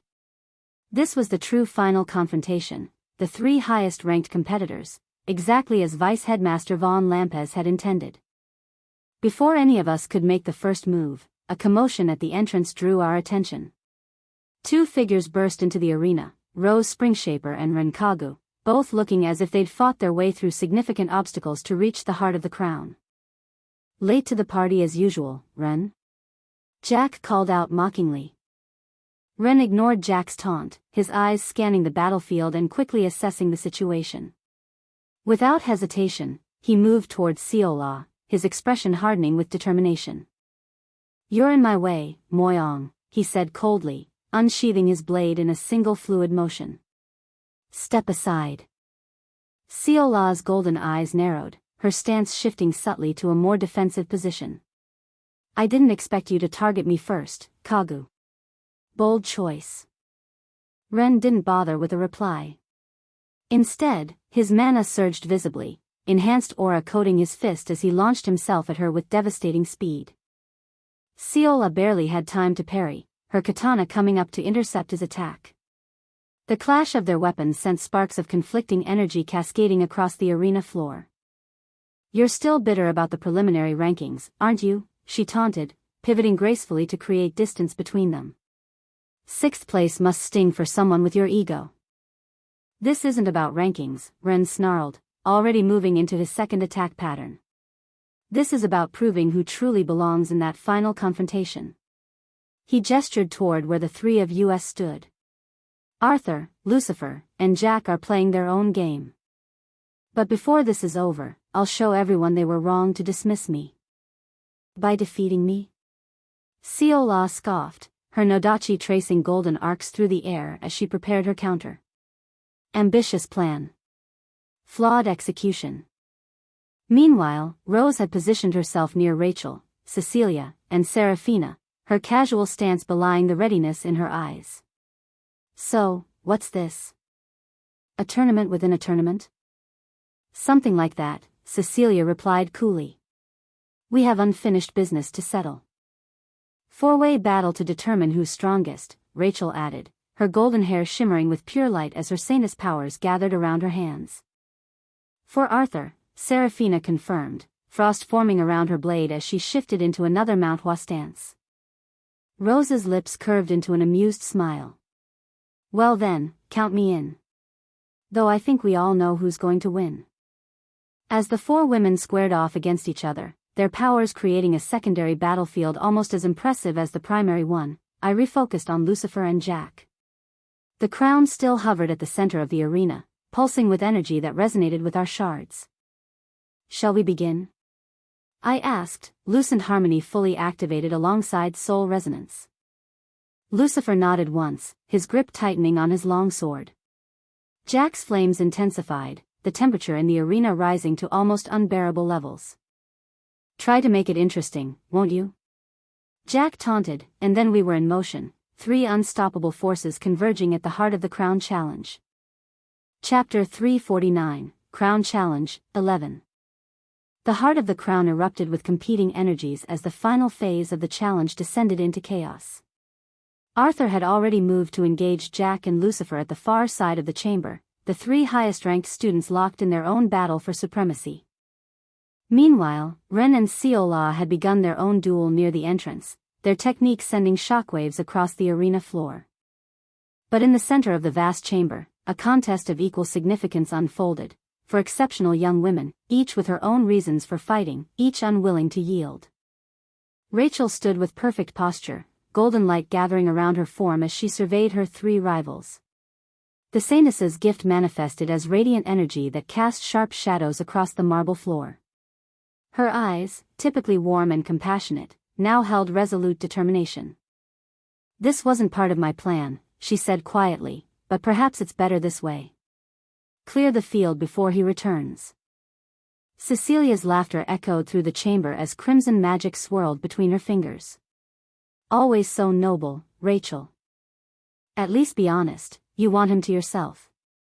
The Slate-Mark Princess's gift of witchcraft gave her magic its distinctive blood-red hue, chaotic and unpredictable where Rachel's was ordered and precise. "As if any of you have claim," Rose interjected, blue petals materializing around her in a protective cyclone. Her gift of blue rose allowed her to conjure these supernatural flowers seemingly from nowhere, each petal containing magic that belied its delicate appearance. Serafina remained silent, her silver hair contrasting sharply with her ice-blue eyes as frost crystals formed along her blade. Her gift of ice crystal jade body had transformed her internal energy into something inhuman, cold, perfect, and unyielding. For white rankers, evenly matched in power if not in temperament, each determined to prove herself superior. Cecilia struck first, her fingers tracing complex patterns in the air. Tendrils of crimson energy snaked across the floor, splitting and multiplying as they reached for her opponents. Her expression showed no strain, only calculated enjoyment, as if this were merely an entertaining diversion. Rachel responded without words, a simple gesture creating a dome of golden light around her. Where Cecilia's crimson magic touched the barrier, it hissed and dissipated like water on hot stone. In the same fluid motion, she transformed the barrier's excess energy into a dozen spears of condensed light, each targeting her opponents with unerring precision. Serafina moved in perfect form, her sword tracing the distinctive pattern of Violet Divine Mist's first movement, Violet Sunset Genesis. Her blade left trails of crystalline ice in its wake, forming structures that intercepted Rachel's light spears and froze them mid-flight. The Grade 6 art manifested as both offense and defense simultaneously, ice spreading outward in a pattern reminiscent of a sunset's rays. Not to be outdone, Rose extended her arms outward, thousands of blue petals responding to her will. The petals accelerated to near invisible speed, becoming razor-sharp projectiles capable of penetrating stone. Unlike conventional attacks, these followed no predictable trajectory, instead adapting mid-flight to target vulnerabilities in her opponent's defenses. The four techniques collided at the center of their formation, creating a momentary stalemate before exploding outward in a shockwave of competing energies. None of them staggered, each had anticipated the discharge and anchored themselves accordingly. "You've improved," Cecilia said to Rose, genuine appreciation in her voice despite the circumstances. With subtle movements of her fingers, she created 3 crimson spheres that hovered above the battlefield, each pulsing with barely contained power. "As have you," Rose responded, blue petals reforming around her. "Though not enough to win this." Rachel stepped forward, light gathering around her hands and coalescing into a longbow of pure energy. "This contest doesn't need to continue," she said, though her fingers were already drawing back a shimmering arrow. "We can discuss this rationally." "There's nothing to discuss," Serafina replied coldly, frost spreading from her feet in an expanding circle. "Only to prove." Across the chamber, the clash between Arthur, Jack, and Lucifer intensified, their combined power creating a maelstrom of energy that threatened to destabilize the entire arena. Near the entrance, Ren and Ciola had escalated their duel, their martial techniques resonating with the focused intensity of dedicated warriors. Yet these battles, impressive as they were, could not overshadow the confrontation unfolding at the center. The 4 young women moved with increasing speed and power, their techniques growing more elaborate as they tested each other's defenses. Cecilia's crimson magic twisted and folded around itself, creating structures that defied conventional understanding. Reality seemed to bend within their influence, attacks changing direction mid-flight and defenses faltering at critical moments. Her gift of witchcraft allowed her to bypass the normal limitations of spell casting, improvising effects that more rigid magicians could never achieve. Rachel countered with the pure authority of her saintess gift. Her light magic established fields of ordered energy that negated Cecilia's chaos through sheer opposing force. Where others might have been overwhelmed by the unpredictability, Rachel's innate connection to light allowed her to perceive and counter the distortions before they fully manifested. Rose couldn't match their area control, but her blue rose petals proved capable of finding gaps in both their techniques. The petals slipped through momentary weaknesses, targeting pressure points with surgical precision. Some formed shields around her, while others became extended whips of connected blossoms that she wielded with dancer-like grace. Serafina transitioned smoothly into the second movement of Violet Divine Mist, fan of the scattering petals. Her blade moved in a precise arc, creating a spray of ice crystals that expanded outward like petals blossoming from a frozen plum blossom tree. Each petal contained concentrated freezing energy, capable of immobilizing whatever they touched. The Grade 6 art complemented her gift perfectly, the ice formations growing more intricate and powerful than conventional techniques would allow. "This is getting us nowhere," Rose observed after several minutes of escalating combat. Her control over the blue rose petals remained precise despite the exertion, thousands of glowing fragments orbiting her like a living constellation. "Surrendering remains an option," Cecilia suggested, though her breathing had become slightly labored. The continuous manipulation of her chaotic magic was taking its toll, even on her exceptional reserves. Rachel shook her head, light constructs forming and dissolving around her as she conserved energy. "This isn't about defeating each other. It's about proving who best complements him." "Then prove it," Seraphina said, ice crystals reforming along her blade as she settled into a defensive stance. "Words are meaningless without action." The momentary dialogue ended as all four launched their strongest techniques simultaneously. Rachel's light magic manifested as a dozen weapons of pure energy, swords, spears, hammers, and axes, each moving with the precision of a master. The weapons attacked from multiple angles, coordinated by Rachel's perfect tactical awareness. Cecilia's crimson magic warped space around her, creating impossible geometries through which her opponent's attacks had to navigate. Their trajectories became unpredictable even to their creators, while her own counterattacks emerged from unexpected directions. Rose filled the air with so many blue rose petals that they appeared as a solid wall of azure light. Some formed protective barriers while others became blades of extraordinary sharpness, all controlled with the precision that had earned her respect despite her lower ranking. Seraphina performed the second movement of Violet Divine Mist art again, creating crystalline structures of perfect form that intercepted attacks from angles that should have been impossible to defend. Her gift of ice crystal jade body enhanced the grade 6 art beyond its normal capabilities, each ice formation holding power that belied its delicate appearance. The four techniques collided with catastrophic force. Light and chaos, nature and ice, all competing for dominance at the exact same point in space. For a moment, the very fabric of the arena seemed to strain under the pressure, reality itself protesting this concentrated expression of contradictory powers. Then the collision point collapsed inward before exploding outward in a shockwave that forced all four combatants back several steps, their defensive techniques barely maintaining integrity. As the magical discharge dissipated, they faced each other again, each showing clear signs of exertion but no decisive advantage. Cecilia's crimson magic flickered more erratically now, though perhaps with greater potency in its unpredictability.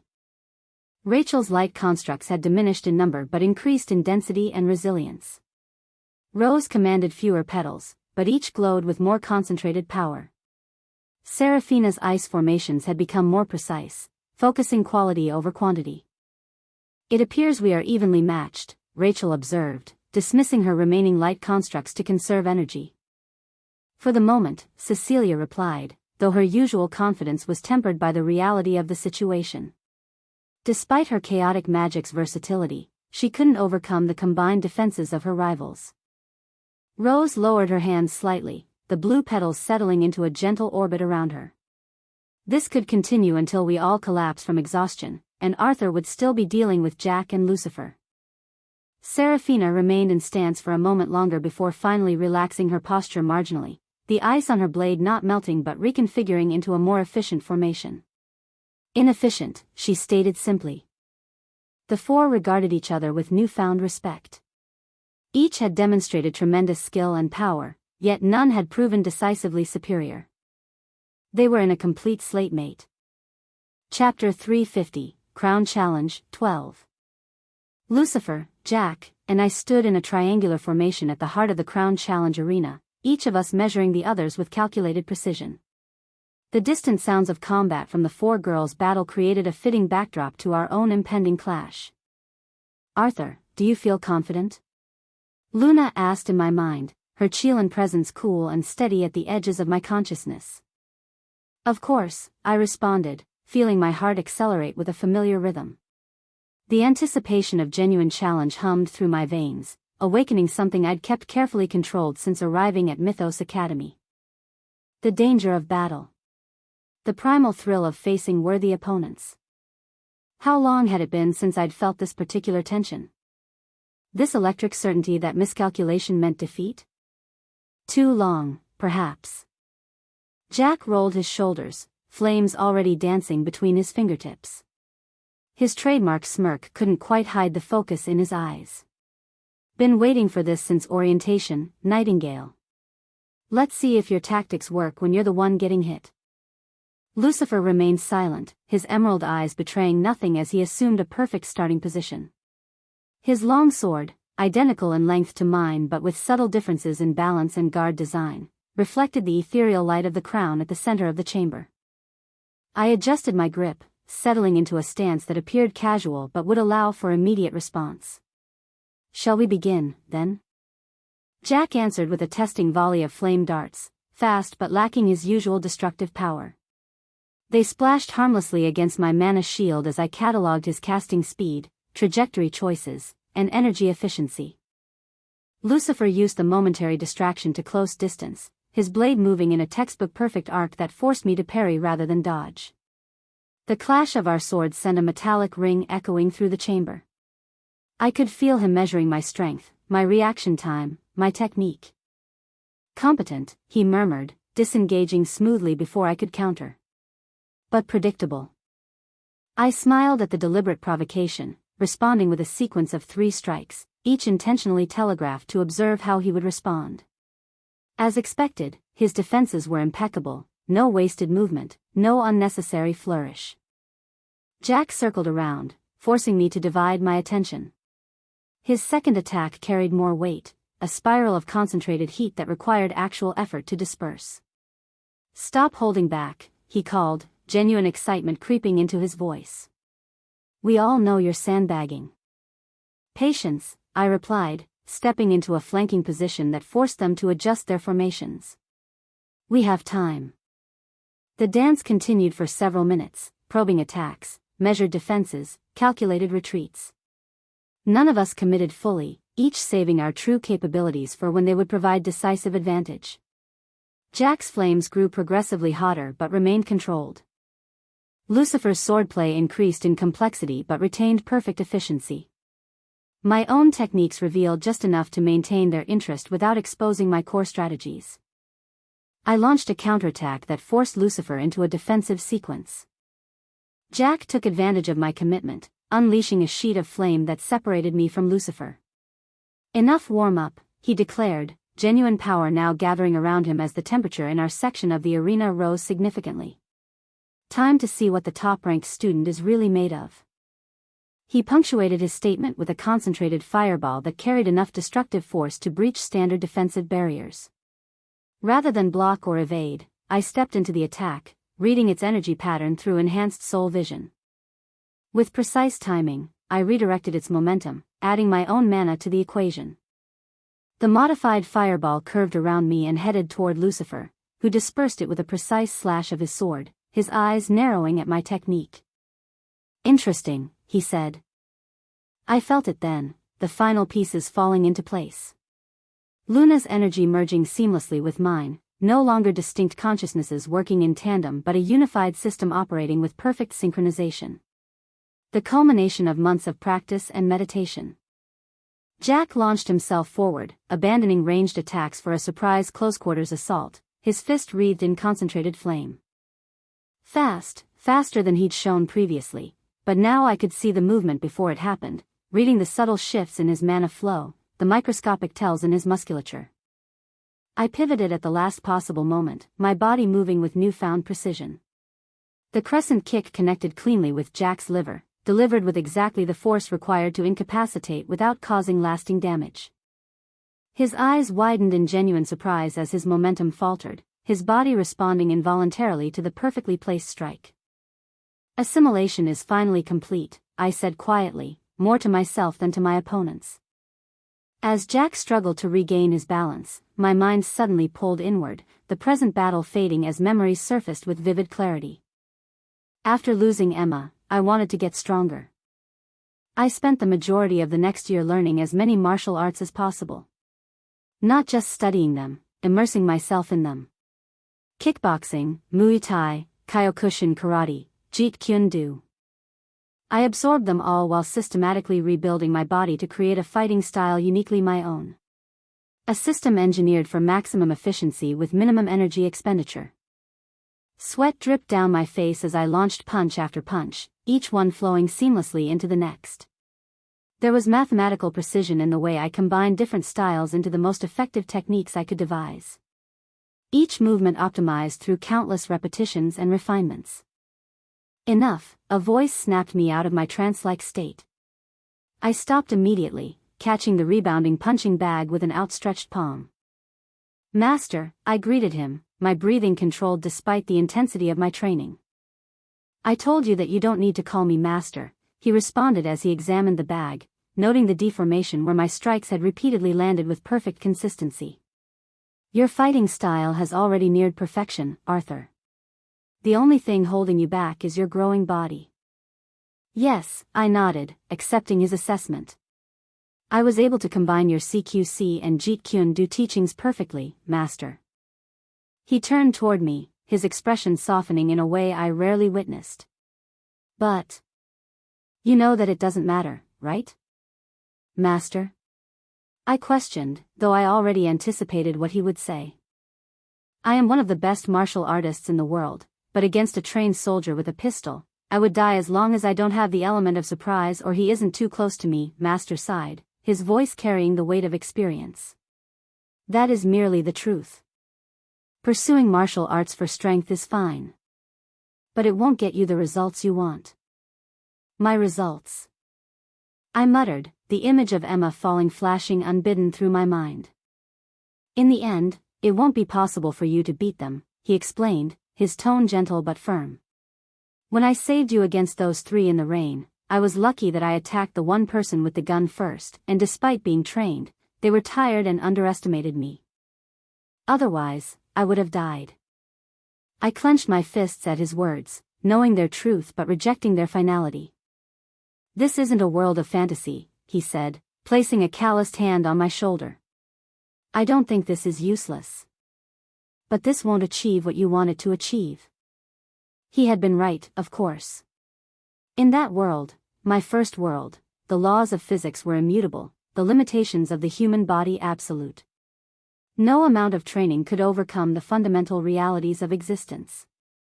But this world was different. Here, mana flowed through every living thing, changing the very nature of what was possible. Here, a skilled practitioner could enhance their physical capabilities beyond what should be biologically possible, could manifest energy in forms that defied conventional understanding. I had been confused at first about how to integrate my martial arts knowledge with mana. The existence of formalized arts in this world, structured techniques passed down through generations and optimized for mana utilization, had initially pushed me toward focusing on swordsmanship, relying heavily on the memories and muscle patterns of this world's Arthur. It had been the path of least resistance, allowing me to progress quickly through the academy rankings while I secretly worked to understand the fundamental principles of mana manipulation. I had compartmentalized my knowledge, keeping my earth-based martial techniques separate from my mana utilization. Until now. The assimilation with Luna had been the final catalyst, the missing piece that allowed me to fully merge both aspects of my combat knowledge. Her Qilin consciousness had helped me understand how to infuse mana into movements never designed for it, how to enhance techniques developed in a world without magic. The crescent kick that had just connected with Jack's liver, that hadn't been a technique from any grade art or formal mana manipulation method. It was CQC enhanced with precisely controlled mana flow, the energy directed through pathways I had mapped through meticulous experimentation. My master had been right about one world, but completely wrong about this one. Here, the perfect martial technique enhanced by perfectly controlled mana could indeed overcome seemingly insurmountable odds. Here, I could create something unprecedented, a fighting style that combined the mathematical precision of earth martial arts with the reality-altering potential of mana. As Jack staggered backward from the impact, I could feel the new pathways solidifying in my consciousness, the integrated knowledge becoming instinctual rather than theoretical. This wasn't just about winning the crown challenge. This was about creating the foundation for everything that would follow. The path to true power, and to fulfilling the promise I'd made over Emma's grave, was finally clear. Chapter 351, Three-Way Battle, 1. Verdant eyes gleamed as Lucifer observed the battlefield. His god's eyes captured every nuance, every subtle shift in the combatants' stances. Arthur's movements have evolved, Lucifer thought, a smile playing at his lips. That liver kick against Jack was perfect, not just the impact, but the form itself. Full-body martial arts. Interesting. The air shimmered as Arthur's blade deflected a scorching blast from Jack. In response, dual vortices, one midnight black, one blinding white, swirled around Lucifer.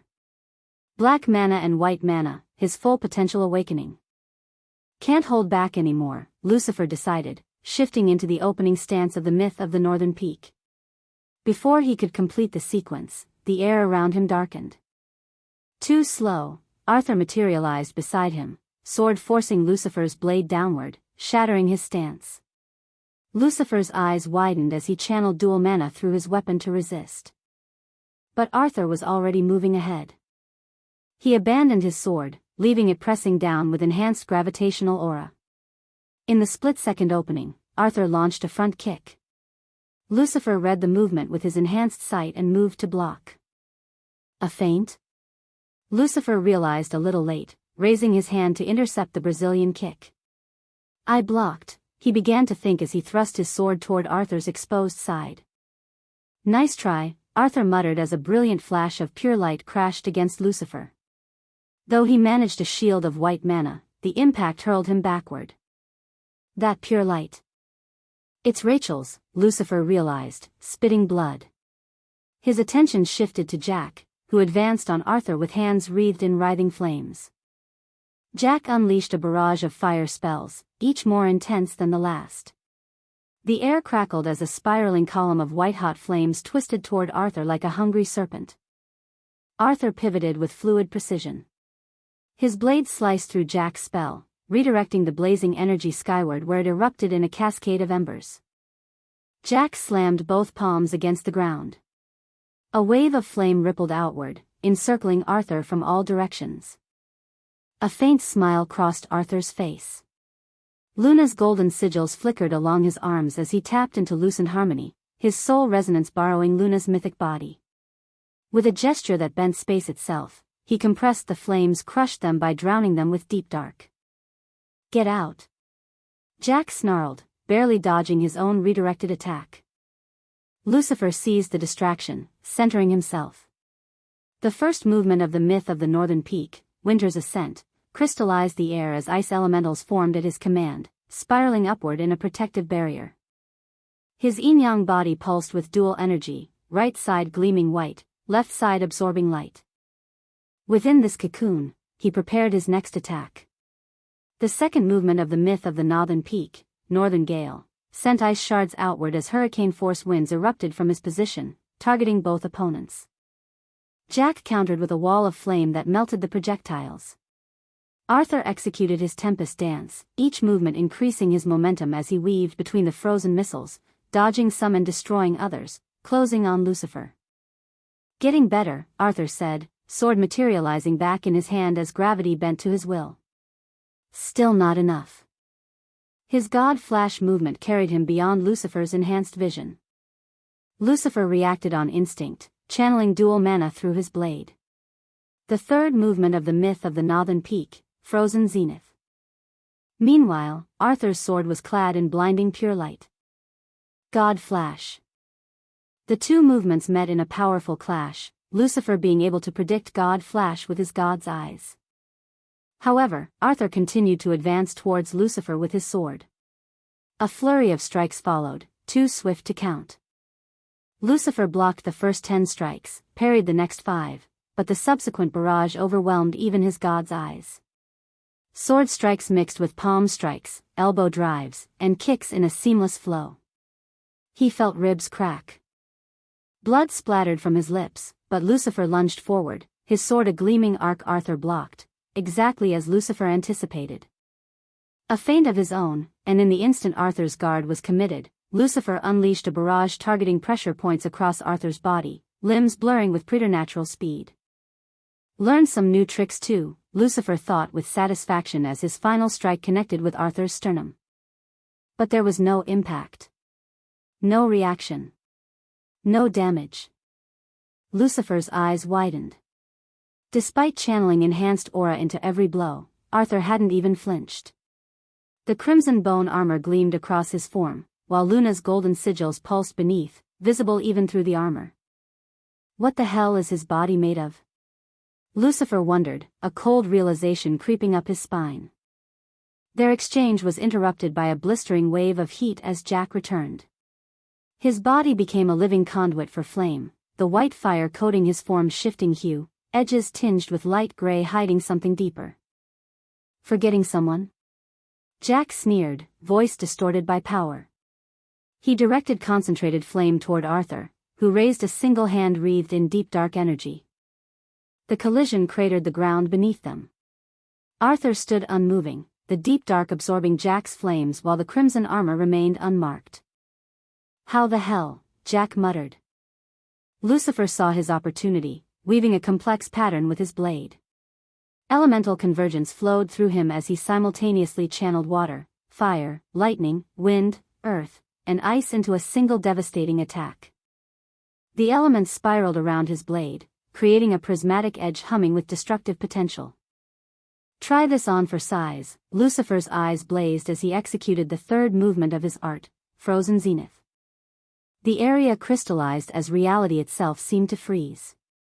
Within this domain of absolute cold, Lucifer moved with unprecedented speed, unleashing 100 strikes between heartbeats. Each blow targeted a vital point, each slash meant to sever mana channels. Lucifer poured everything into this sequence, the culmination of his art. As the technique concluded, reality shuddered back to normal. Lucifer stood panting, sword extended, awaiting the result. Arthur stepped back, a single hairline crack on the crimson bone covering his left shoulder, the only evidence of Lucifer's onslaught. That was decent, Arthur said, examining the crack with mild interest. But this is getting boring. Got better things to do. Jack's laughter erupted as his flames intensified, the gray hue becoming more pronounced. The gray flames surged, revealing glimpses of absolute darkness within.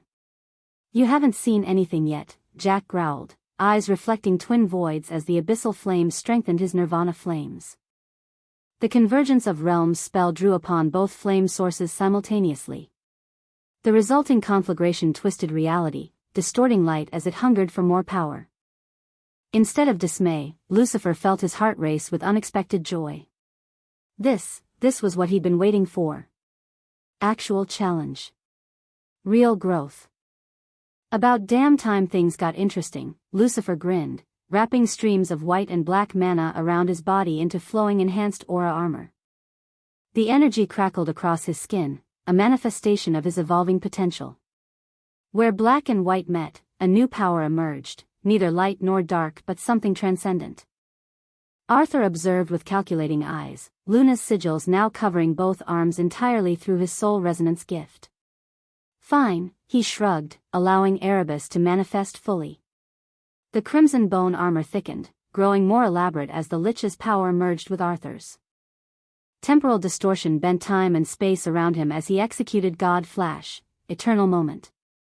His form blurred, simultaneously existing in multiple places, each instance perfectly poised to counter both opponents.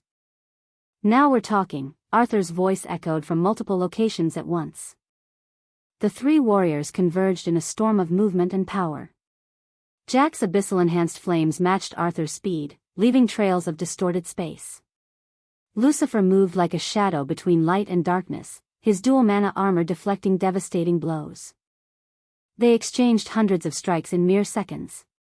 Arthur's Tempest dance reached its zenith, each movement flowing into the next with devastating precision. Jack unleashed increasingly complex fire constructs, the Nirvana flames empowered by abyssal flames creating attacks that consumed everything they touched. Lucifer combined his sword art with high circle spells, ice and lightning answering his call as readily as the dual mana that comprised his essence. For precious moments, they existed in perfect balance, 3 points of a triangle, each pushing the others higher. Arthur's crimson bone armor gleamed with each impact, Luna's golden sigils flashing beneath its surface through his soul resonance. Jack's gray flames roared with increasing intensity. And Lucifer, caught between these forces of nature, found himself evolving with each exchange, his god's eyes recording and adapting to every technique. As they separated after a particularly violent clash, a silent acknowledgement passed between them. This wasn't just fighting anymore, it was something more. Three teenagers pushing beyond their known limits, ascending to heights few could comprehend. Damn, Jack breathed, his flames dancing with new intensity. Not bad, Arthur acknowledged, a rare note of respect in his voice. Lucifer merely grinned, blood trickling from his mouth as his dual mana swirled even brighter. The Battle of the Top had only just begun. Chapter 352, Three-Way Battle, 2. The battlefield transformed with each passing second. Where there had once been solid ground, now existed a fractured landscape of craters, ice formations, and smoldering patches where Jack's flames had scorched the earth beyond recognition. Arthur weaved through the destruction with fluid grace, his tempest dance having reached a state of perpetual momentum. The golden sigils of Luna burned like constellations beneath his crimson bone armor, each step leaving brief afterimages that disintegrated into motes of golden light. He no longer needed to think about movement, his body simply flowed from one position to the next, each motion setting up 3 subsequent attacks. A torrent of gray-tinged flames erupted from Jack's outstretched hands, spiraling into complex geometric patterns that hunted Arthur with predatory intelligence. The flames were changing, evolving with each casting as the hidden abyssal energy leaked through more prominently. The edges of his fire now curled with absolute darkness, consuming light itself where they passed. Between these two forces moved Lucifer, his dual-colored mana armor flickering as it absorbed repeated impacts. His god's eyes tracked everything, the subtle weight shifts in Arthur's footwork, the infinitesimal distortions in reality surrounding Jack's flames, but translating observation into action was becoming increasingly difficult. He parried Arthur's blade, redirecting its momentum while simultaneously casting a defensive ice barrier against Jack's approaching fire construct. The barrier shattered upon impact, fragments of enchanted ice melting instantly as gray flames licked hungrily at Lucifer's mana armor. Sweat beaded on Lucifer's forehead as he struggled to maintain the complex balance of energies within his yin-yang body. White mana surged to reinforce his right side while black mana absorbed what it could on his left, but the efficiency was waning. Each exchange drained him more than the last. Lucifer executed a rapid attack, channeling lightning through his blade as he thrust toward Jack's chest. The attack was perfect, timing, angle, power, but Jack's flame simply parted around the blade before closing again, absorbing the lightning element and redirecting it into the ground. Arthur appeared between them, moving so quickly that neither saw him until he was already there. A palm strike to Lucifer's chest sent him flying backward, while a simultaneous kick forced Jack to disengage. Arthur stood alone in the center of the battlefield, Luna's sigils now covering almost his entire body visible through gaps in Erebus's armor. "This is getting old," Arthur said, flexing his hand. The space around him warped slightly, gravity bending to his will through loosened harmonies enhancement of his natural affinity. Lucifer rose, blood trickling from the corner of his mouth. His mana armor was fragmenting in places, the perfect balance of yin and yang disrupted by accumulated damage and fatigue. Still, his eyes burned with determination as he resumed his stance. The third movement of his art, Frozen Zenith, remained his most powerful technique. If he could land it perfectly. Jack rejoined the fray, his flames now almost completely transformed. What had started as brilliant white nirvana fire now burned primarily as gray-black abyssal flame, with only hints of white remaining. The transformation was accelerating, his true power becoming harder to conceal. Arthur raised one hand, and Lucifer's god's eyes witnessed something unprecedented. The golden sigils of Luna's mythic body began to shift and change, forming new patterns across Arthur's skin beneath the crimson armor. Some parts of Erebus's protection receded, allowing the sigils more direct contact with the air. The air pressurized around them, forcing Lucifer to his knees as gravity intensified. Even Jack struggled, his flames compressing unnaturally against the increased gravitational force. Only Arthur stood unaffected, golden sigils pulsing with each beat of his heart. Lucifer gritted his teeth, channeling every scrap of his remaining mana into his yin-yang body. The white mana formed complex supportive structures within his muscles and bones, while the black mana created points of reversed gravity to counter Arthur's field. Slowly, agonizingly, he rose back to his feet. Jack responded differently. Rather than fight the gravity directly, he fed it. His abyssal flames turned inward, consuming their own energy and creating a localized singularity. The gravity around him intensified even further, but instead of being crushed by it, he used it as a focal point. From this singularity erupted new flames, neither white nor gray but a deep violet that seemed to bend light around them. Lucifer launched himself forward, sword trailing dual energies like comets in the night sky. His god's eyes analyzed and predicted Arthur's defenses, identifying microfractures in the crimson bone armor from their previous exchanges. He targeted these weak points with surgical precision, focusing all of his remaining power into strikes that should, by all logic, penetrate Arthur's defenses. But Arthur was also evolving. With each attack Lucifer launched, the crimson armor reconfigured itself, weak points disappearing as new reinforcement grew from Erebus's deep dark reservoir. More than that, Arthur's soul resonance was expanding, the golden sigils now forming patterns that matched the incoming attack vectors precisely. He wasn't just defending, he was learning, adapting in real time. Jack's violet flames crashed against Arthur from behind, perfectly timed with Lucifer's frontal assault. A two-pronged attack that should have been indefensible. But Arthur merely smiled, raising both hands to opposite directions. The air between him and his attackers crystallized as he borrowed elements of both their techniques, ice from Lucifer, flame from Jack, and turned them against their creators. Lucifer found himself impaled by dozens of ice shards formed from his own mana signature. They penetrated his weakened armor at precisely the points where white and black energies failed to overlap properly. Jack similarly recoiled as his violet flames contorted into serpentine constructs that turned and attacked their master, seeking the source of the abyssal energy hidden within his core. Both fighters disengaged, bloodied and reassessing.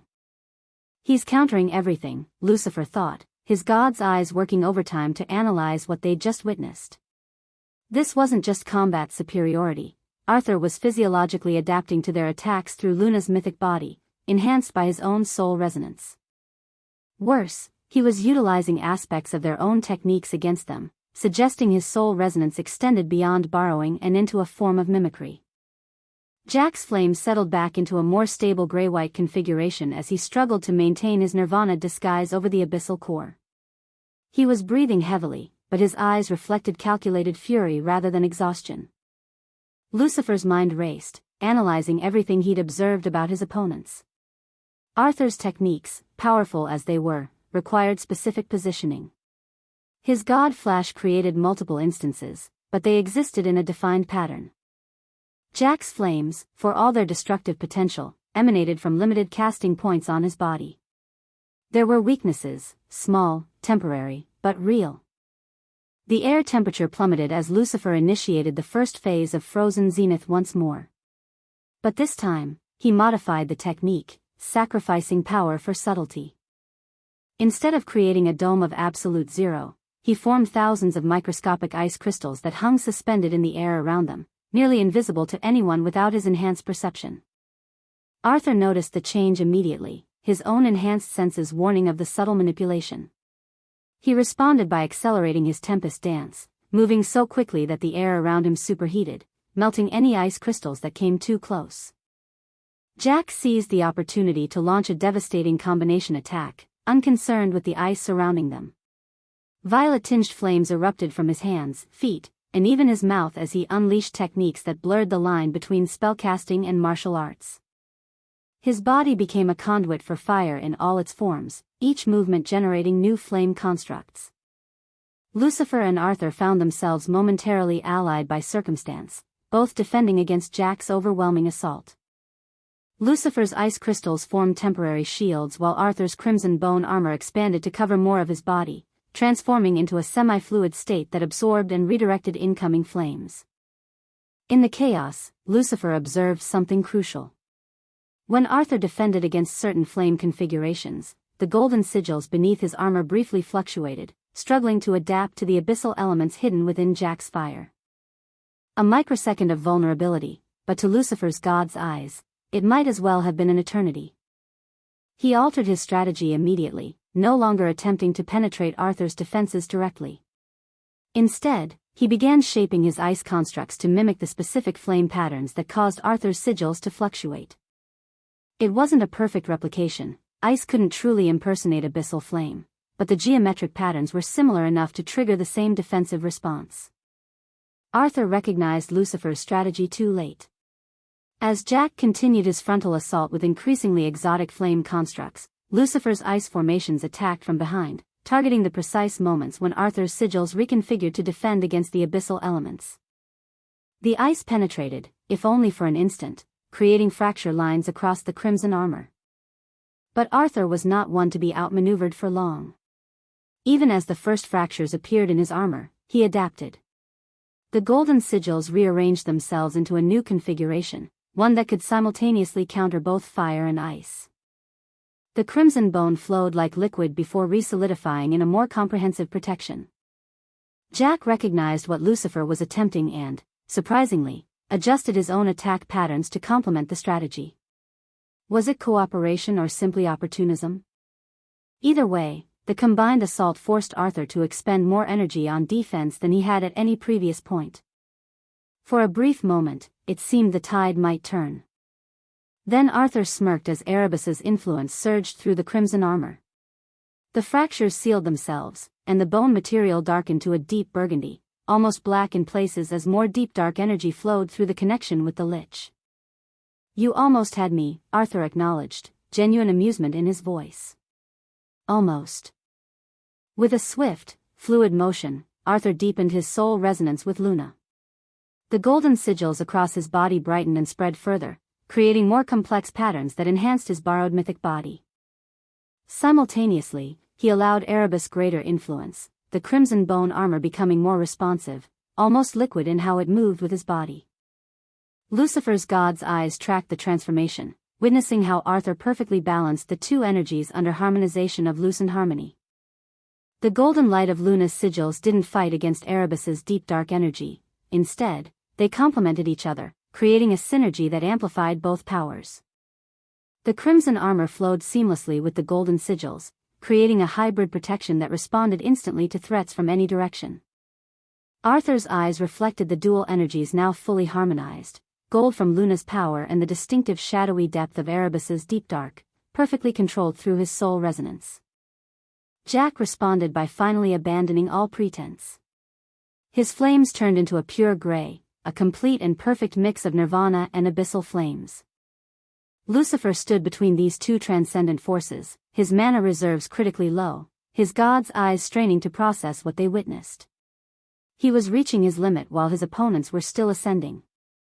The sword path begins with intent, but those who reach resonance transcend mere technique. Your sword isn't just a tool, it's an extension of your soul.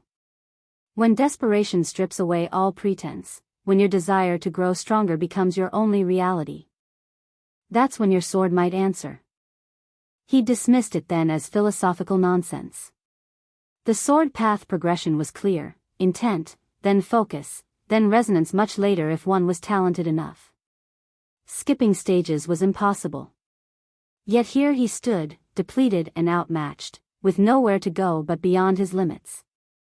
Lucifer grinned as he raised his sword. Both Jack and Arthur looked at him, their eyes widening. Lucifer's sword began to sing. Chapter 353, Three-Way Battle, 3.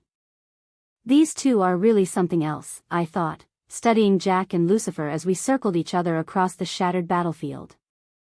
As expected of the main protagonist and antagonist of the saga of the Divine Swordsman. Both exceptional in ways that defied normal progression. I flexed my fingers, feeling Luna's golden sigils pulse beneath my skin while Erebus's crimson armor shifted like liquid across my body. My soul resonance was working perfectly, giving me access to powers that should have taken years to develop. Yet even with this advantage, the gap wasn't what it should be. I defeated Lucifer last time easily enough, but now? The thought troubled me. Even with soul resonance, the gap between us is narrowing. Lucifer had grown exponentially stronger since our last encounter. He was still behind Jack and me, enough to be gradually falling out of our fight, but the rate of his improvement was concerning. His god's eyes had evolved to track our movements despite our speed, and his control over opposing elements showed a technical precision that rivaled my own. My attention shifted to Jack, noting the gray flames dancing around his form. He was approaching something remarkable, the near-perfect fusion of his two gifts. The Nirvana flames were becoming indistinguishable from the abyssal core he'd hidden for so long. Soon, they wouldn't be two separate powers but a single, transcendent gift. "Getting tired, Art?" Jack called out, the gray flames intensifying as he prepared another assault. I didn't bother answering, focusing instead on deepening my connection with Luna's borrowed power. The golden sigil spread further across my skin, strengthening my mythic body adaptation. Lucifer was on one knee across the field, blood running from his eyes, his dual-colored mana armor fractured in multiple places. His breathing was ragged, reserves critically low. Despite my grudging respect, I knew he'd reached his limit. Time to end this. I directed a complex gravity manipulation toward Lucifer, planning to pin him down while I focused on Jack. The attack should have crushed him completely. It didn't. Instead, Lucifer raised his sword to the sky. What happened next made me freeze mid-attack. The sword began to sing. Not metaphorically, it literally emitted a pure, crystalline tone that resonated through the battlefield. The sound vibrated through my bones, through the golden sigils, even through Erebus's crimson armor. It was beautiful and terrifying. "What the hell?" I muttered, genuine shock breaking through my usual composure. The fractured mana armor around Lucifer reconstructed itself. His god's eyes gleamed with newfound clarity despite the blood still streaming from them. "Sword resonance," I whispered, recognition hitting me like a physical blow. Impossible. His mana rank hadn't increased, I would have sensed it. Yet here stood Lucifer, grinning through bloodied teeth, having skipped entire stages of the sword path. "Round 2, he asked, voice steady despite his previous exhaustion. Before I could respond, he was in motion, not just faster but fundamentally different. His sword was no longer a separate entity but a true extension of himself. Each strike carried perfect efficiency, wasting no energy while delivering maximum impact.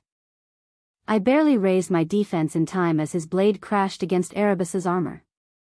The crimson bone cracked, not just superficially but deep, structural fractures that Erebus struggled to repair. One hit. One hit had done more damage than his entire previous assault. Jack's reaction was more pragmatic than mine. He immediately unleashed his gray flames in a concentrated blast, forcing Lucifer to disengage. But rather than retreat, Lucifer's sword sang a different note, and the flames parted around his blade as if encountering an invisible barrier. They clashed again, and I found myself momentarily forgotten as Lucifer and Jack exchanged blows at a speed that strained even my enhanced perception. Jack's gray flames evolved further, the abyssal elements becoming more prominent as he pushed himself to match Lucifer's unexpected evolution. And I was suddenly the one struggling to keep pace. The realization hit me with a shock of adrenaline that coursed through my system. For the first time, I was falling behind. Soul resonance had given me a shortcut to power, borrowing strength rather than developing it organically. But borrowing had its limits. Lucifer and Jack were creating something new, something uniquely theirs. I launched myself back into the fray, pushing Luna's borrowed mythic body to its absolute limit while allowing Erebus's deep dark energy to flow more freely through the crimson armor. The combination was powerful, enough to momentarily match them again, but I could feel the strain. This wasn't sustainable. As Lucifer's singing sword clashed with my own blade, I felt the vibration travel through my weapon. There was something there, a path, a doorway, a possibility. If he could achieve sword resonance through sheer desperate will, why couldn't I? I had soul resonance. I had lucent harmony. I had Erebus. My potential should eclipse his. In the midst of combat, I reached for that same connection. My sword was already at sword intent, the first stage of the sword path. I visualized pushing beyond, forcing evolution through sheer determination as Lucifer had done. To my shock, it worked. One moment I was in the physical world, exchanging blows with Lucifer and Jack. The next, I stood in a misty realm of infinite swords. The sword path's mental world, a place I'd only heard described in ancient texts. Countless blades stretched into the distance, each representing a different understanding, a different potential future. My own sword hovered before me, glowing with golden light from Luna's sigils and wrapped in tendrils of deep dark energy from Erebus. But it wasn't enough. Intent was just the beginning. I needed to push further, to reach resonance directly as Lucifer had done. I extended my hand toward my sword, willing it to evolve, to sing as Lucifer's did. The blade trembled, responding to my desire. Golden light intensified, pushing back the mist, creating a path forward. This was it. I was special too, special like them. I would transcend normal progression. The sword began to hum, the first notes of what would become its unique song. Joy surged through me. I was doing it. I was. A foreign blade slashed through the mist, striking my sword with brutal force. The impact reverberated through the mental landscape, shattering the fragile connection I'd established. My sword's nascent humming cut off abruptly. I caught a glimpse of the interfering weapon, not a physical sword but a manifestation of pure will. A warning. A reminder of the proper path. Reality crashed back around me as I was ejected from the mental world. My physical sword, just an ordinary blade again, was knocked from my grasp by Lucifer's singing weapon. I staggered backward, the golden sigils flickering as my concentration broke. Jack seized the opening, a torrent of gray-black flames forcing me to retreat further. Erebus's armor absorbed most of the damage, but I felt the heat penetrate to my skin. They were both outpacing me now. I called my sword back to my hand using gravitational manipulation, but the connection was gone. The moment lost. The shortcut closed. As we resumed our three-way battle, I found myself working twice as hard to keep up. Soul resonance was powerful, but it wasn't the same as natural evolution. Lucifer had found his own path. Jack was forging his through the fusion of his gifts. The realization settled in my gut like a cold stone as I deflected another singing strike from Lucifer. I had fooled myself thinking I was special like them. Chapter 354, Three-Way Battle, 4. The battlefield had become nearly unrecognizable. Craters pockmarked the ground, ice formations jutted at unnatural angles, and patches of gray-black flame burned stubbornly despite having nothing left to consume. The air itself seemed charged with residual energy, distorting perception like heat waves rising from scorched earth. Three figures stood at the center of this devastation, each radiating power in distinct ways. Lucifer's sword continued its haunting melody, the sound shifting in pitch and intensity as he moved. The pearlescent aura of his unified yin-yang energy flowed seamlessly between his body and blade, erasing the traditional boundaries between wielder and weapon. His god's eyes, though still rimmed with dried blood, tracked every movement with preternatural clarity. Jack's transformation had progressed further. The pretense of pure nirvana flames had been abandoned entirely as the gray-black coloration of his abyssal gift dominated his manifestations. Each flame construct was more complex than the last, bending light and gravity around them as they approached a state of perfect fusion between his dual gifts. And then there was Arthur. The golden sigils of Luna's borrowed power still glowed across his skin, visible through cracks in Erebus's crimson bone armor. His stance remained perfect, his expression composed. To an untrained observer, he appeared as formidable as ever. But Lucifer and Jack could see the truth. The subtle delay in his reactions. The fractional hesitation before each counter. The increased reliance on defensive postures rather than the fluid aggression that had characterized his earlier fighting. Arthur was falling behind. "Getting tired, princess?" Jack taunted, violet-tinged flames dancing between his fingers as he circled to Arthur's left. Arthur didn't respond, conserving both breath and concentration. He adjusted his grip on his sword, an ordinary blade now, without the transcendent connection Lucifer had discovered. His soul resonance with Luna was still active, still powerful, but the borrowed nature of the gift was becoming increasingly apparent as his opponents evolved organically. Lucifer attacked first, his singing sword leaving trails of light as he executed Winter's Ascent. The familiar technique was now enhanced by the resonance, each strike carrying greater power and precision as the sword's song amplified the effect of his enhanced aura. The ice formations that accompanied his movements were sharper, denser, forming with an efficiency that defied conventional magic theory. Arthur countered with Tempest Dance, his sword swings gathering momentum with each successive movement, not through footwork but through the perfect rhythm of his blade work. It was the correct strategic choice, but Lucifer had anticipated it. The singing sword changed tone mid-swing, its resonance disrupting the building momentum of Arthur's technique. Unable to maintain his Tempest Dance, Arthur was forced to reinforce Erebus's armor with a surge of deep dark energy. The crimson bone thickened just as Lucifer's blade connected, preventing serious damage but at the cost of significant energy expenditure. Jack seized the opening, launching concentrated abyssal flame constructs from 3 different angles. "Heads up," he called, the warning deliberately timed to be useless. Arthur grimaced, recognizing the trap. Committed to defending against Lucifer, he couldn't properly counter Jack's attack. He attempted to create a gravitational distortion to deflect the incoming flames, but his control was compromised by divided attention. 2 of the flame constructs connected, searing through the crimson armor at his shoulder and thigh. Arthur staggered, momentarily dropping to one knee before forcing himself back up through sheer willpower. "Not going to make it easy, are you?" Arthur muttered, blood trickling from the corner of his mouth. "Wouldn't be any fun otherwise," Lucifer replied, his voice strangely doubled as his sword's song harmonized with his words. The next exchange happened at speeds that defied normal perception. Arthur initiated God Flash, channeling a massive burst of pure light energy into a single devastating strike. The technique had been overwhelming earlier, but now both Lucifer and Jack had adapted. Lucifer's God's eyes tracked the buildup of pure light energy, his singing sword adjusting its tone to create a counter-resonance that diminished the attack's potency.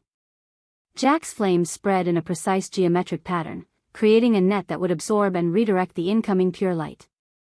Caught between these counters, Arthur's God Flash lost much of its impact, the brilliant beam of pure light splitting and dissipating as it encountered the defenses. Arthur didn't hesitate. He committed fully to a desperate gambit. The golden sigils across his body flared brilliantly as he pushed his soul resonance with Luna to its absolute limit. Simultaneously, Erebus's crimson armor liquefied completely before reforming in a more comprehensive configuration that covered nearly his entire body. "Nirvana Chakra," Jack announced, bringing his hands together in a complex gesture. The abyssal flame surrounding him condensed inward, compressing to a point of impossible density before expanding outward in 7 distinct streams. Each stream corresponded to a different energy center in his body, creating a complex framework of power that amplified his control exponentially. The violet-black flames formed intricate mandalas in the air around him, each pattern rotating independently while maintaining perfect alignment with the whole. This wasn't just raw power, it was the culmination of Jack's understanding of his dual gifts, approaching perfect integration. Lucifer raised his singing sword above his head, the melody shifting to something more complex, more profound. The frozen zenith movement of his Myth of the Northern Peak art remained fundamentally the same, but the sword resonance amplified every aspect. His enhanced aura, perfectly harmonized with the sword's song, created a level of elemental control far beyond what he had previously demonstrated. The temperature around him plummeted instantly, crystalline structures forming in the air as moisture froze into complex lattices that resonated with the sword's song. Unlike before, where the technique created a simple dome of cold, the resonance allowed for intricate ice formations that moved and adapted with tactical precision. Arthur recognized the danger immediately. His opponents weren't just executing techniques, they were enhancing their existing abilities to unprecedented levels. Their respective evolutions had reached inflection points simultaneously. In response, Arthur pushed even harder, channeling every scrap of power he could access through his soul resonance. Golden light erupted from his eyes as Luna's mythic body and soul vision manifestations reached their peak. The crimson armor of Erebus pulsed with concentrated deep dark energy, creating a stark contrast with the golden sigils that somehow enhanced both. God Flash. A blinding beam of concentrated pure light erupted from his sword, so intense that it momentarily outshone the sun itself. This wasn't just a powerful attack, it was Arthur pushing Luna's borrowed power to its absolute limit, channeling every ounce of light energy he could access into a single, devastating strike. For a breathtaking moment, it worked. The pure light beam overwhelmed both Lucifer and Jack's defenses, forcing them to divert all their power to avoid being completely obliterated. The ground beneath the beam's path vitrified instantly, turning to glass as the pure energy scoured everything in its wake. But the strain was too much. Arthur had pushed soul resonance beyond its sustainable limits. The borrowed power began to fluctuate, golden sigils flickering erratically across his skin as Luna's connection threatened to break. Lucifer was the first to recover, his god's eyes perceiving the instability in Arthur's technique. His singing sword changed melody again, creating a counter-resonance that disrupted the harmonic balance Arthur needed to maintain the pure light beam. As Arthur struggled to stabilize, Jack's Nirvana chakra reached its zenith. The 7 streams of abyssal-enhanced flame converged on Arthur from different angles, each targeting a different point where Erebus's armor showed signs of weakening. The assault was perfectly coordinated. As Arthur's pure light beam faltered, his defenses were left critically exposed. The golden sigils flared blindingly bright before fading entirely, Luna's borrowed power withdrawing as the connection strained beyond recovery. In a final desperate move, Arthur channeled all his remaining power into Erebus's crimson armor. The Lich responded, the bone material hardening to unprecedented density as it contracted around Arthur's core, protecting vital areas at the expense of mobility. It wasn't enough. Lucifer and Jack attacked simultaneously, their evolved techniques complementing each other despite their rivalry. Jack's Nirvana chakra created openings that Lucifer's enhanced frozen zenith exploited with surgical precision. The singing sword amplified Lucifer's enhanced aura, allowing it to find the minute gaps between plates of crimson armor and disrupt the deep dark energy that held them together. With a sound like shattering glass, Erebus's protection failed. The crimson bone splintered and fell away, leaving Arthur exposed and drained. He managed one final, defiant sword strike before collapsing to his knees, his blade falling from nerveless fingers. With Arthur eliminated, the dynamic on the battlefield shifted. The 2 remaining combatants separated, creating distance as they reassessed each other's capabilities. The crown challenge would have only one victor, and their brief alliance of convenience against Arthur had served its purpose. Jack reactivated his Nirvana chakra, the 7 streams of violet-black flame returning to their complex mandala configurations. The fusion between his Nirvana and abyssal gifts was nearly complete now, creating something that transcended either individual power.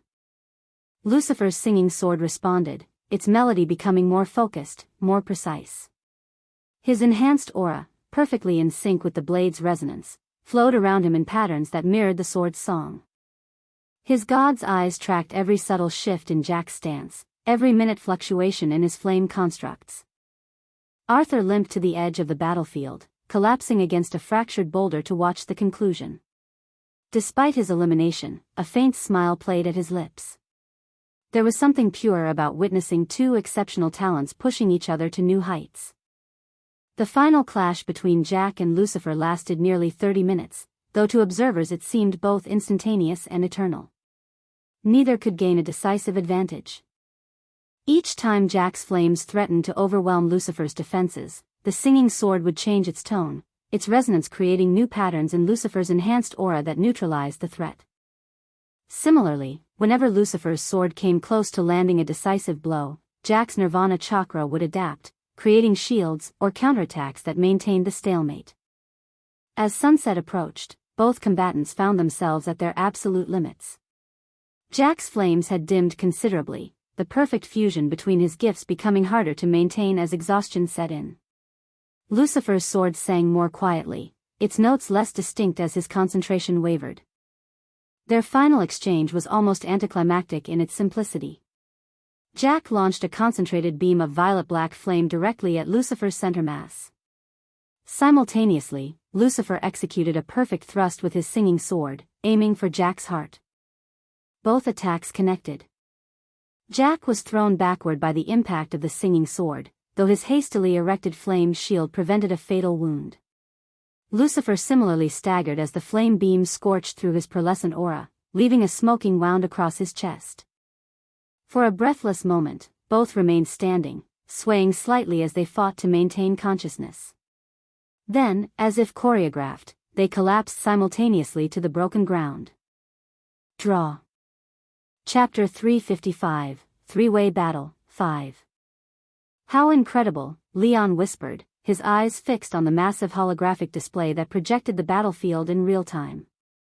Sword resonance at low integration rank. Your cousin is truly a monster, Lilith. Lilith's verdant eyes narrowed as she studied Lucifer's movements, the singing sword leaving trails of pearlescent light with each strike. Yes, he is, she agreed, absently twirling a strand of her golden hair.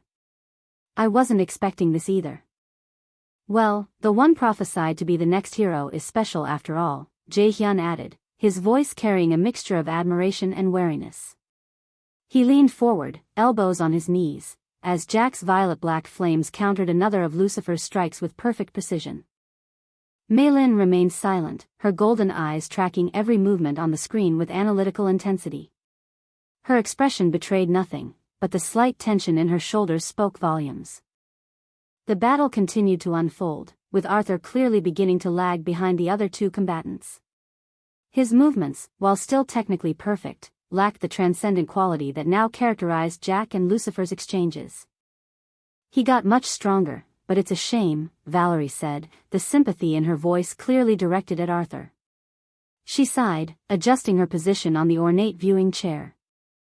On the screen, Arthur suddenly halted his movements, his enhanced aura visibly fluctuating as he attempted to draw more power from his connection with Luna. Is he trying to reach it? Jaehyun asked, excitement creeping into his voice as he leaned even closer to the display.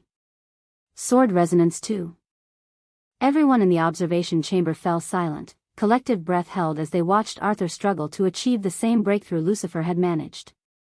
The golden sigils across his skin flared brightly, his face contorted with concentration as he forced his sword to respond. But the moment passed. The connection failed. Arthur's ordinary blade remained just that, ordinary. So he's reached that already, Magnus said, his deep voice breaking the tense silence. Around the room, faces darkened with recognition, bitter memories surfacing in each observer's mind. The aspect wall, Leon murmured, naming what they all recognized. This phenomenon appeared when one of the three aspects, body, mind, or soul, lagged significantly behind the others in development. The imbalance created a metaphysical barrier that prevented advancement until proper equilibrium could be restored. Maylin's face remained stoic, but her lips pressed into a thin line. Meanwhile, Magnus stroked his chin thoughtfully, the gears of calculation turning behind his piercing eyes. On the display, Arthur fell to one knee. The golden sigils across his skin flickered and dimmed as Erebus's crimson bone armor shattered under the combined assault from Jack and Lucifer. And that's it, Leon announced unnecessarily as Arthur's elimination became official. Third place. The battle between Jack and Lucifer continued with renewed intensity, both combatants pushing themselves beyond conventional limits as they fought for supremacy. Their clash was beautiful in its destructive harmony, Jack's flame constructs growing increasingly complex while Lucifer's singing sword answered with evolving melodies that manipulated elemental forces with unprecedented precision. Her prediction proved accurate. As sunset painted the shattered battlefield in golden light, both Lucifer and Jack collapsed simultaneously, their final attacks having neutralized each other perfectly. A draw. The Crown Challenge had two champions. The rankings are being finalized, Jaehyun noted as the official scoreboard materialized beside the battlefield display. 1. Lucifer Windward. 1. Jack Blaze Spout. 3. Arthur Nightingale. 4. Ren Kagu. 5. Seola Moyong. 6. Cecilia Slatemark. 7. Rachel Creighton. 8. Seraphina Zenith. 9. Rose Springshaper. As expected, Magnus said, rising from his seat with a satisfied nod. Though I admit, I didn't anticipate a tie for first place. Are you still planning on training Arthur? The commander of Nighthawk spoke for the first time in what seemed like hours, his voice cutting through the room like a blade. Though his face remained hidden in the shadows of his hood, the weight of his attention was palpable as he addressed Magnus directly.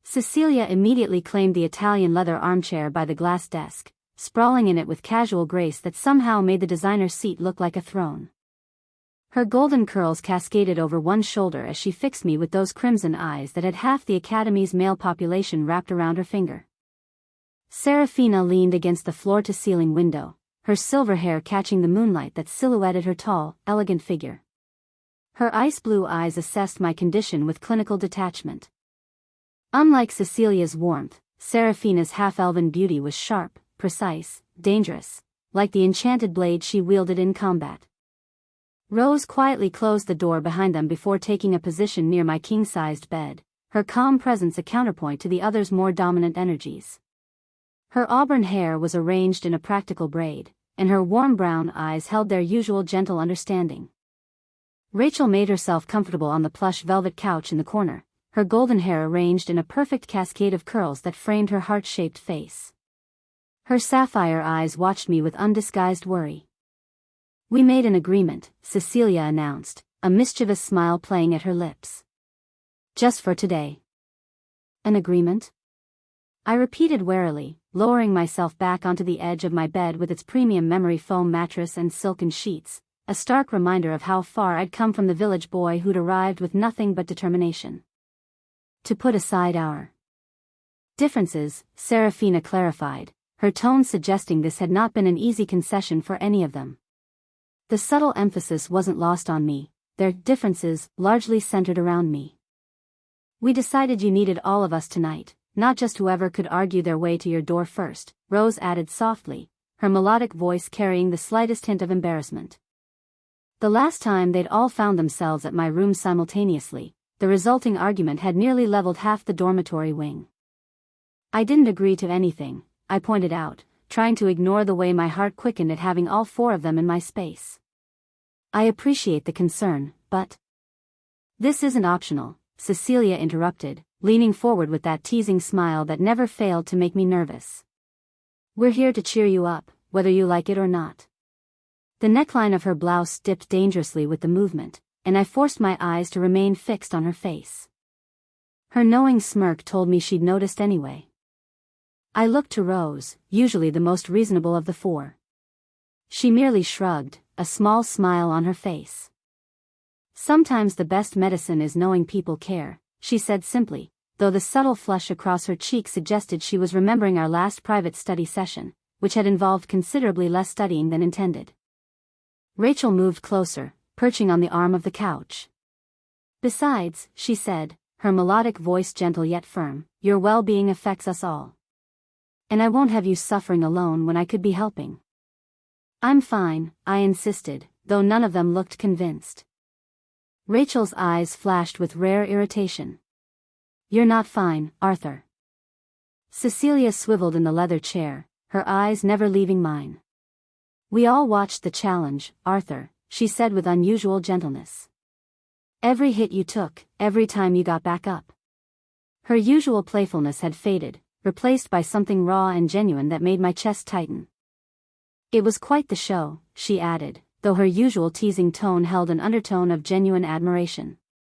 "Especially that last god flash. I thought you had them for a moment there." "So did I admitted, running my fingers along the silken edge of the duvet.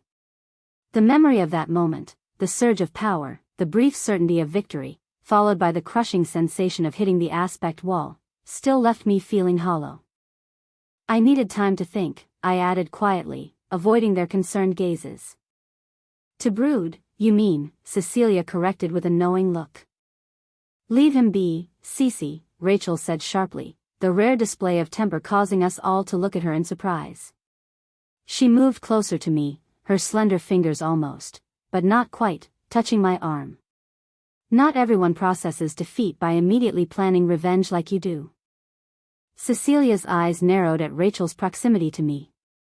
"I wasn't," she began, then caught herself, a rare flush coloring her cheeks.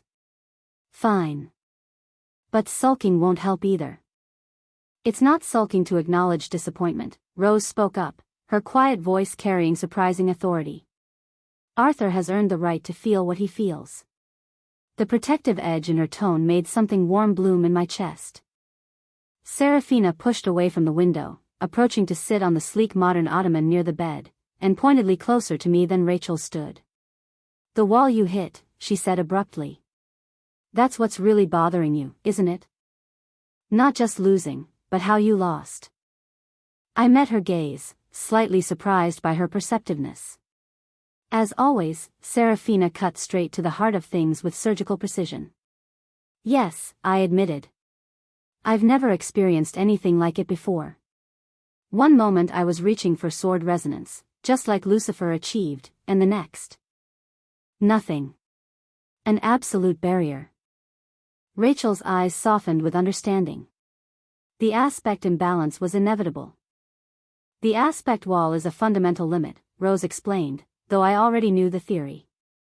She settled onto the plush area rug, her fingers tracing its intricate pattern. "When one aspect lags too far behind the others, the imbalance creates a barrier to further progression until proper equilibrium can be restored." "I know what it is," I said, perhaps more sharply than intended. "What I don't know is how to fix it." "You can't, not quickly," Serafina said bluntly. "There's no bypassing the natural growth of aspects." Her words stung because I knew they were true. The borrowed power that had accelerated my development had now become my greatest limitation. "Magnus is still going to train you though," Cecilia said, changing the subject with surprising tact. She leaned back in the leather chair, crossing her legs with elegant precision. "That's what everyone's talking about. The Martial King doesn't take students lightly." I looked up, genuinely surprised. "How do you know that?" "The commander of Nighthawks was in the observation chamber," she replied with a casual shrug that didn't quite hide her pride in her royal connections. "He questioned Magnus' decision, but he was quite firm about it. Said you interested him more than the actual winners. Magnus, the legendary Martial King, still saw value in training me despite my failure." The knowledge pushed back against the hollow feeling in my chest. "Don't look so shocked," Cecilia said, her fingers absently tracing the chrome armrests of the chair. "Anyone with eyes could see your potential today. The wall doesn't change that, it just means you need a different path forward." "A harder path," Serafina amended, never one to sugarcoat reality. Her ice blue eyes held mine steadily. "But one that might ultimately make you stronger than if you'd won today." "But not one you'll walk alone," Rose added, her gentle smile warming her usually reserved features. The sincerity in her warm brown eyes made my breath catch. "Never alone," Rachel agreed, her hand squeezing mine with gentle possessiveness, her sapphire eyes holding a promise that made my pulse quicken. I looked around at the four of them, so different in personality and approach, yet all here for the same reason. They had set aside their differences, for tonight, at least, to ensure I didn't face this moment alone. Each offered something unique, Cecilia with her fiery passion and unwavering confidence, Serafina with her steady strength and brutal honesty, Rose with her gentle wisdom and quiet dependability, Rachel with her healing touch and fiercely protective heart. Different pieces of what I needed, different facets that drew me to each of them. "Thank you," I said simply, the words inadequate but sincere. The four girls smiled together as their eyes met mine. Serafina checked her sleek platinum watch. "It's almost curfew anyway.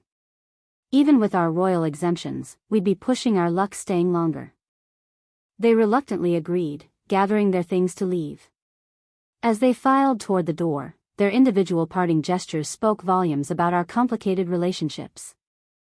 Cecilia approached boldly, leaning in to press a kiss dangerously close to the corner of my mouth. "Don't disappoint me by wallowing too long," she whispered, her breath warm against my skin. "I prefer you fighting." Rose's farewell was subtler, a gentle touch to my hand, her fingers intertwining briefly with mine. "Call if you need anything," she said softly, the double meaning clear in her eyes. "Anytime." Rachel lingered the longest, her eyes searching mine. "I'll come by tomorrow with proper healing herbs," she said, her voice brooking no argument. Then, she leaned forward and pressed a quick but unmistakably possessive kiss to my lips. "Rest well, Arthur." Serafina paused, turning back to fix me with her piercing gaze. "Just so we're clear," she said, her voice quiet but firm, this doesn't change anything. You're still Arthur Nightingale. One defeat doesn't define you unless you let it. With that parting wisdom, they left, their departure as impactful as their arrival had been. When the door closed behind them, I turned to find Luna watching me as she manifested again in her chibi form. What?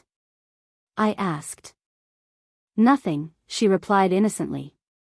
Just observing that for someone who just suffered a devastating defeat, you have remarkably devoted friends. The pause before the last word carried knowing emphasis. I couldn't argue with that. Their visit had accomplished what it intended, the hollow feeling in my chest had receded, replaced by something warmer, more determined. I'm going to overcome this, I said, not as a boast but as a simple statement of fact. The wall, the defeat, all of it. I would beat them both, protagonist and antagonist of the saga of the Divine Swordsman be damned. My story wasn't written by their roles or expectations. It would be written by my will alone. Chapter 357, End of Inter Academy Festival, 2. The Inter Academy Festival between the 6 greatest academies in the world had concluded with spectacular displays of talent, power, and skill. Now began the true celebration, a grand festival marking the end of the formal competitions before students from the 5 visiting academies would return to their respective homes. The sprawling campus of Mythos Academy had transformed overnight. The normally sleek, modern training facilities and high-tech lecture halls now burst with colorful decorations, holographic light displays, and festive music pumping through strategically placed sound systems. The administration had arranged for vendors and entertainers from Maven City to teleport in and set up elaborate stalls along the pedestrian walkways that wound through the campus grounds. Projection drones hovered overhead, displaying spectacular light shows against the evening sky. The scent of food from various fusion cuisines filled the air, artisanal pastries incorporating mana-infused ingredients, savory street food from globally renowned chefs, intricate molecular gastronomy creations that changed flavor profiles with each bite. High-tech games of skill and chance lined the main promenade, where students tested their abilities with augmented reality challenges that were a far cry from the intense arena battles of days past. Seola walked through it all with a detached expression, her golden eyes taking in the festivities without truly seeing them. Her black hair was pulled back in its usual severe style, though a few strands had escaped to frame her face.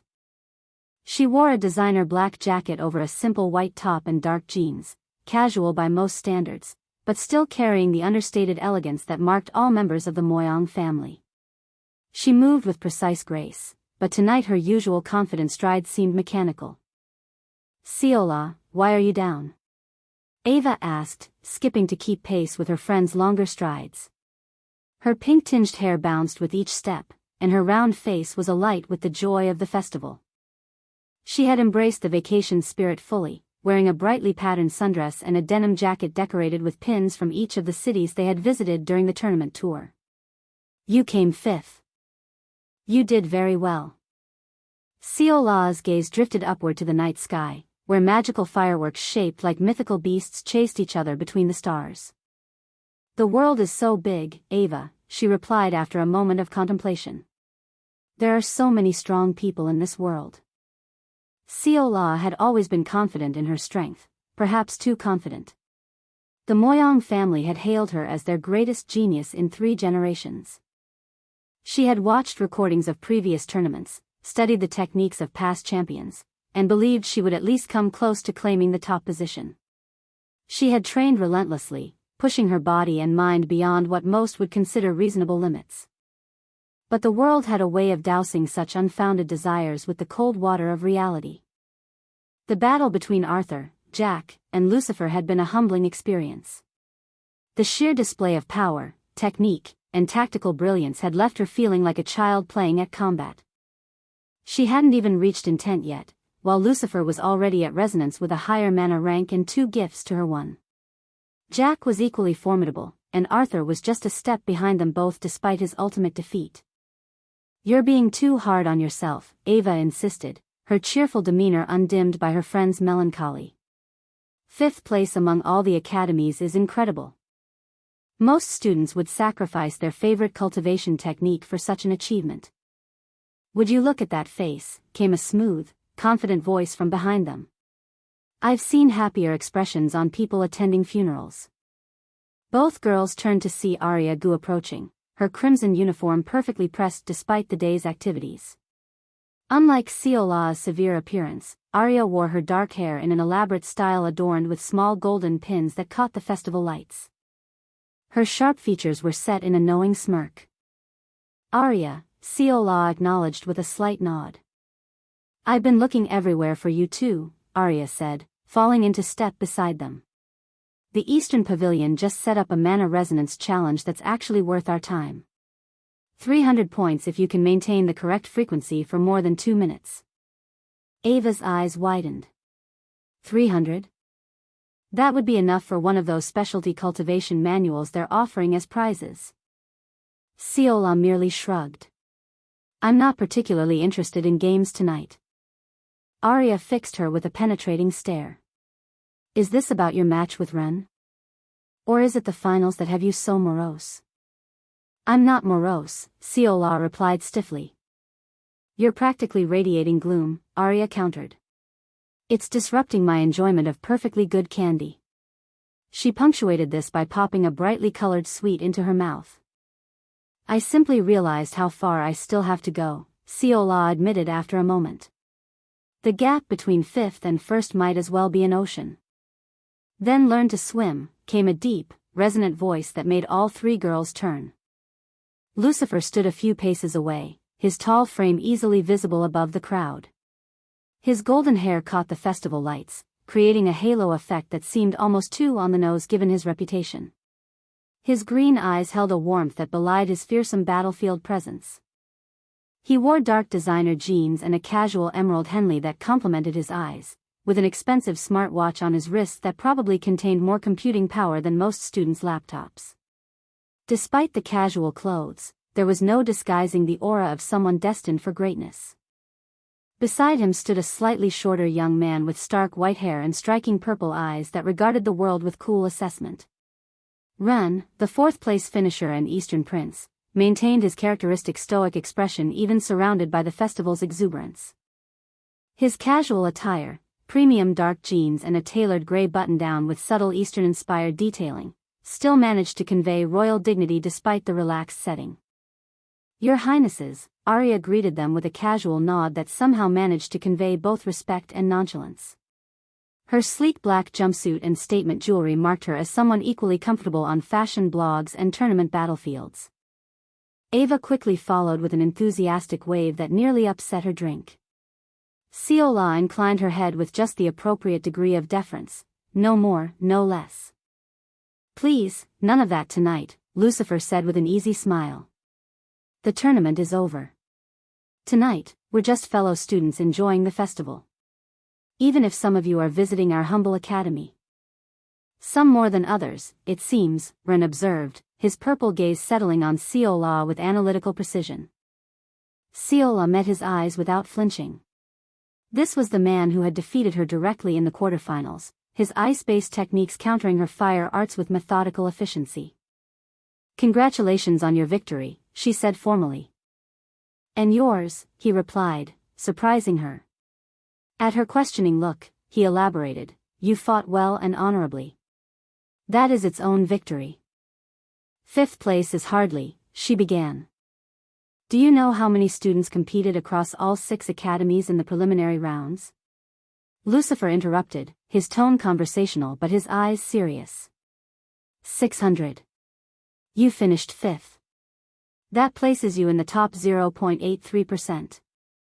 Statistics don't change the fact that the gap in our abilities is substantial, Seola countered, though her tone had softened slightly. The gap is temporary, Lucifer said with the easy confidence of someone who had never doubted himself. I've watched your technique. Your foundation is exceptional, and your understanding of fire principles surpasses many instructors I know. He's right, Ren added, his usual economy of words making the statement more impactful.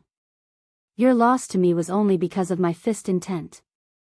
Ava looked between the two princes with barely contained excitement. Are you both actually hanging out at the festival with us? Like, actually walking around and doing festival things?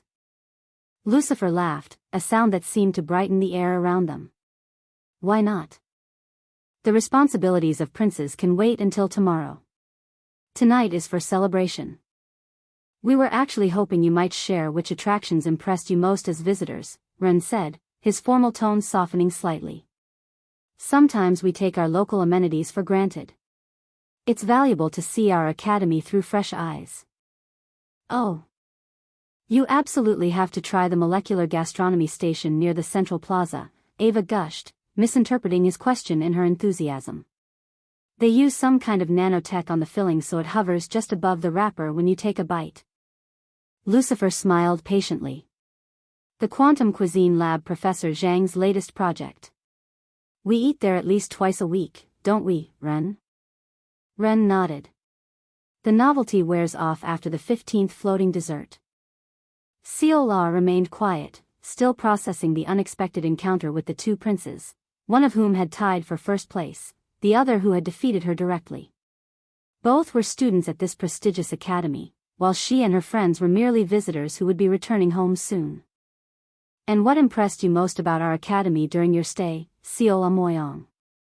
Lucifer asked, his green eyes finding hers with genuine interest.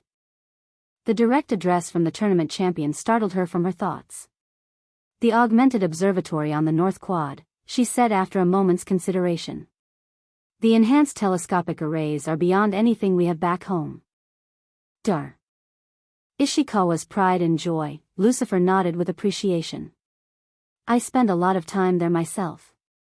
The view of the Andromeda Nebula through the filter is particularly stunning.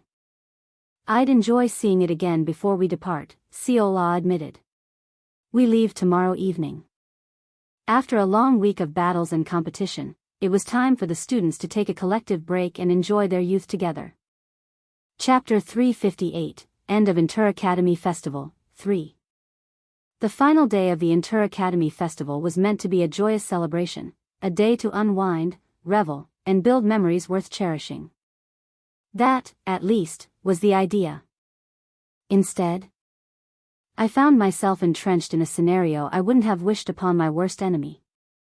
Rachel's arms were wrapped around mine, her expression one of quiet triumph.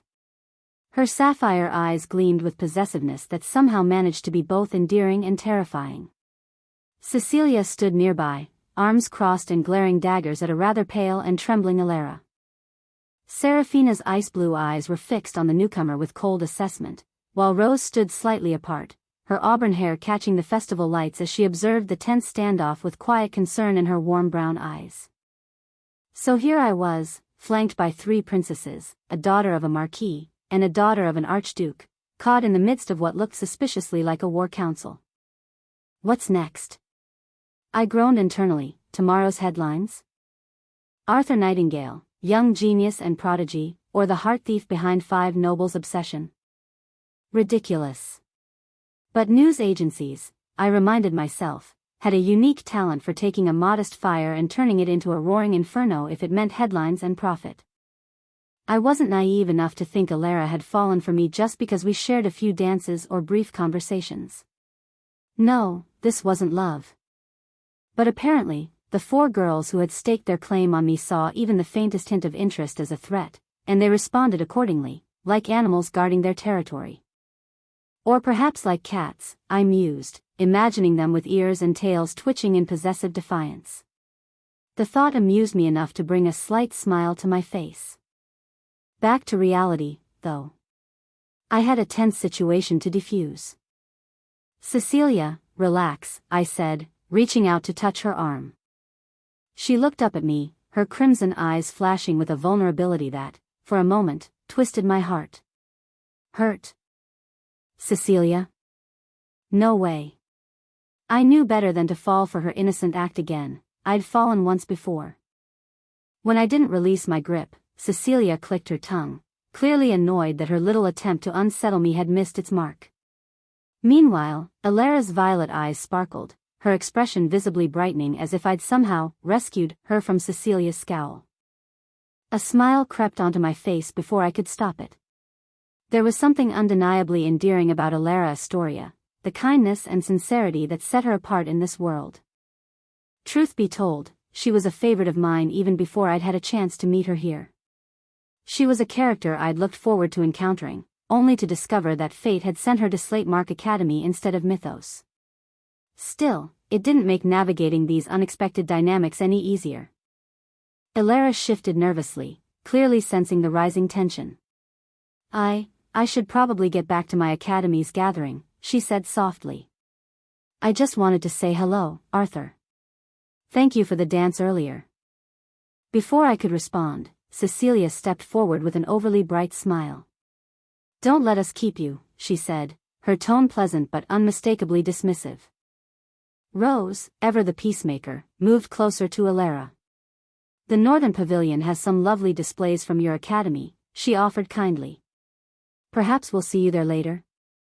The soft suggestion had its intended effect, providing Elara with a graceful exit. With a grateful smile directed at Rose and a small wave to me, she slipped away into the crowd. Serafina was the first to break the remaining tension, casting a glance my way that I knew was meant to convey the impatience beneath her calm exterior. Arthur, don't you have plans with us today? She asked, her tone polite but laced with subtle possession. You promised to accompany us to the Celestial Gardens display, Rachel reminded me, her grip on my arm tightening ever so slightly.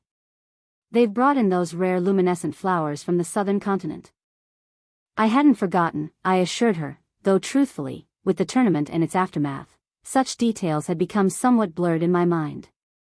Cecilia snorted, folding her arms.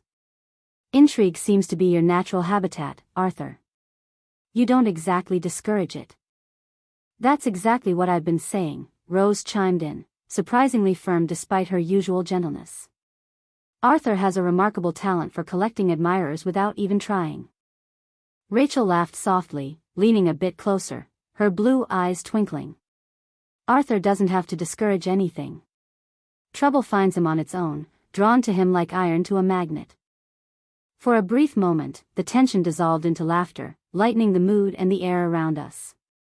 I was grateful, as ever, for their company, even if it sometimes felt like standing at the heart of a storm. Is it just me, Rose questioned, her tone deliberately casual, or does it seem like Arthur acquires a new admirer at every festival? Don't forget that girl from Redmond City, Reka, Cecilia added with a dramatic sigh. The one who came all the way to the Creighton estate for him when he was in a coma. Or Callie, Serafina remarked coolly. She went to his bedroom plenty of times. I opened my mouth to defend myself, but Rachel cut me off. At this rate, we'll need to establish a formal queue system, she declared, tightening her grip on my arm. I'm standing right here, you know, I reminded them, unable to keep the exasperation from my voice. All four girls turned to me with matching expressions that clearly said, yes, and? I sighed deeply. This was my life now, apparently. Arthur, a familiar drowsy voice called from behind me. I turned to see Clana making her way toward us, her navy blue hair slightly tousled as always, violet eyes half-lidded in their perpetual state of sleepiness. She moved with the languid grace of someone who had just woken from a pleasant nap, though I knew she had likely been up for hours. Clana, I greeted her with genuine warmth. Unlike the complicated dynamics with the others, my friendship with Clana had always been refreshingly straightforward. I thought you'd be sleeping through the festival. She shrugged, stifling a yawn. I tried. Too noisy. Figured I might as well see what all the fuss is about. Her gaze drifted lazily over my four companions, acknowledging them with a slight nod that held neither threat nor submission, just casual recognition. Interestingly, none of the girls seemed particularly concerned by Clana's arrival. Rachel's grip on my arm didn't tighten, Cecilia didn't shift into territorial mode, Serafina's eyes remained neutral, and Rose simply smiled in welcome. That was the thing about Clana, she somehow existed outside their competitive dynamics. Perhaps it was her perpetual state of seeming half asleep, or the way she had never shown the slightest romantic interest in anyone, let alone me. Whatever the reason, the girls had long ago categorized her as a safe friend rather than a rival. We were just planning our route through the festival, I explained to her. Care to join us? Clana nodded lazily. Sure. I heard there's a cloud walking experience near the central fountain. Might be interesting. I've been wanting to try that, Rose said, her eyes lighting up. They use some kind of density manipulation technology, don't they?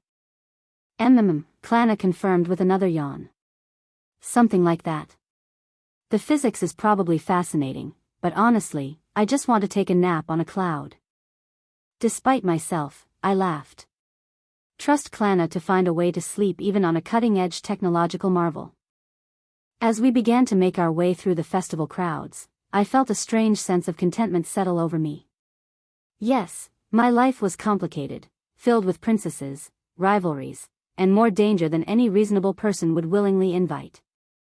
But in moments like these, with Clana's comfortable friendship and even the possessive but genuine care of the 4 girls around me, I couldn't help but feel grateful. Arthur, Clana murmured as we walked, falling back slightly to walk beside me as the others forged ahead. You do realize your life is absolute chaos, right? I grinned at her. Coming from someone who sleeps through most of her classes, I'll take that as expert testimony. Her violet eyes, for once fully open, met mine with surprising clarity. Just be careful. Hearts are more fragile than swords, and you're surrounded by both. I nodded, sobering slightly at her unusual seriousness. I know. But today, I gestured to the festival around us, the lights, the laughter, the momentary peace between warring factions. Today, I think we can just enjoy the calm before whatever storm comes next. Clana's lips curved into a rare, genuine smile. In that case, she said, I suggest we head straight for the cloud walking and find out if you're as graceful in the air as you are in battle. Is that a challenge? I asked, raising an eyebrow. More like a prediction of entertainment, she replied, eyes already drooping back to their half-lidded state. Nothing's quite as amusing as watching the great Arthur Nightingale flail about like a startled cat. As the girls ahead of us turned back, calling for us to hurry up, I shook my head with a laugh. Perhaps chaos was simply the price of an interesting life, and all things considered, I wouldn't have it any other way. Chapter 359, End of Interacademy Festival, 4. Cecilia loved Arthur. It was a truth she had finally surrendered to completely, an absolute fact that her heart would no longer allow her to deny. The realization had crept up on her gradually, then all at once, like the dawn breaking after a long night of resistance. She loved him with a ferocity that surprised even herself. The mere thought of him being harmed ignited a rage within her that burned hotter than any combat mana she had ever channeled. She loved him to an extent that frightened her. There was nothing she wouldn't sacrifice for his well-being, no line she wouldn't cross. This truth made the quiet moments like today, the final day of the Interacademy Festival, all the more precious. Walking beside him through the festival grounds, watching his face light up at the simplest things, feeling the occasional brush of his arm against hers, these small joys had become the highlights of her existence. So don't annoy me right now when I am in a good mood, Cecilia said, her voice low and dangerous as she leaned against the ancient stone wall of a secluded courtyard. Her crimson eyes gleamed with barely contained power as she stared into the shadows before her. Arthur was waiting with the others, having no idea she'd slipped away for this unwelcome meeting. That was far from my intention, Your Highness, a voice replied, so silent it might have been the night breeze itself. Her senses prickled as the man materialized from the darkness, dropping to one knee before her with practiced efficiency. Commander Matthias of the Nighthawks, the elite shadow operatives of the Slate Mark Empire and one of the most formidable forces on the continent. Even kneeling, his presence carried an unmistakable weight of lethal capability. Why did Father send you? Cecilia demanded, eyes narrowing. Don't you dare lie to me. Her crimson mana flared involuntarily, the physical manifestation of her gift of witchcraft illuminating the courtyard with an eerie glow. While her power posed no genuine threat to the commander, a man who had survived 3 decades of impossible missions and palace intrigues, it served as a pointed reminder of the status gap between them. Even the mighty commander knelt before the imperial princess. He sent me here because of Arthur Nightingale, Matthias answered with dispassionate honesty, his obsidian eyes revealing nothing. Cecilia's brows furrowed deeply as her mana swelled in response, casting twisted shadows across the ancient stonework.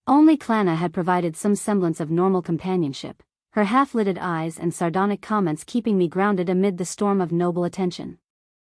Now, as the crowds dispersed and the festival grounds emptied, I found myself grateful for this moment of solitude. The tournament was over, the celebrations concluded, and tomorrow would bring a return to the regular rhythms of academy life, although regular had taken on an entirely new meaning since my unexpected rise through the ranks.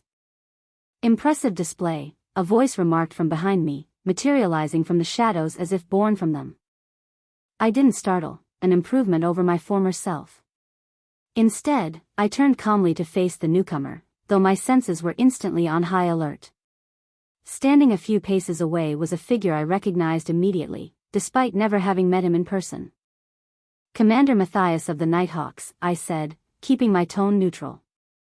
"I wasn't aware you were attending the festival." The man's eyebrows rose slightly, the only indication of surprise on his otherwise impassive face. "You recognize me? Interesting." He stepped forward, moonlight revealing his features more clearly, the silver at his temples, the network of faint scars visible along his jawline, the eyes that held decades of secrets. "Your reputation precedes you," I replied carefully, not revealing that I knew far more about him than I should. The knowledge from the novel I'd read in my previous life gave me an advantage I couldn't afford to expose. Matthias studied me with a clinical detachment that reminded me of being dissected in a laboratory. "Her Highness speaks highly of you." "Cecilia exaggerates," I said, deliberately using her name without title, a small test to gauge his reaction. Nothing. Not even a flicker of disapproval. Impressive control. "I don't believe she does," he countered, moving to stand beside me at the balcony rail. Two high-level civilian honors from different continents. 5th rank at Mythos Academy despite being a first year. The personal interest of both the Magnus and the headmistress. He paused. And now, the affection of an imperial princess. I remained silent, refusing to confirm or deny anything. The night air felt suddenly heavy with more than just the lingering smoke from the fireworks. "I've come to see for myself what makes Arthur Nightingale so special," Matthias continued, his voice deceptively casual. "Perhaps a small demonstration?" Before I could respond, he shifted, a subtle change in stance that rang warning bells in my mind. This was it, the test that would determine how the Nighthawks and, by extension, the Emperor himself would view me going forward. "I don't think," I began, but my words were cut short as a wave of oppressive energy suddenly washed over the balcony. Matthias reacted instantly, moving in front of me with a speed that defied human limitations. A gun appeared in his hand, seemingly conjured from nowhere, as a torrent of viscous crimson energy, distinctly different from Cecilia's mana, crashed against an invisible barrier he had erected. "Blood magic," he hissed, his previous composure replaced by lethal focus. "Stay behind me." "Arthur," Luna said solemnly in my mind, "this is a cardinal's magic." Chapter 360, End of Inter Academy Festival, 5.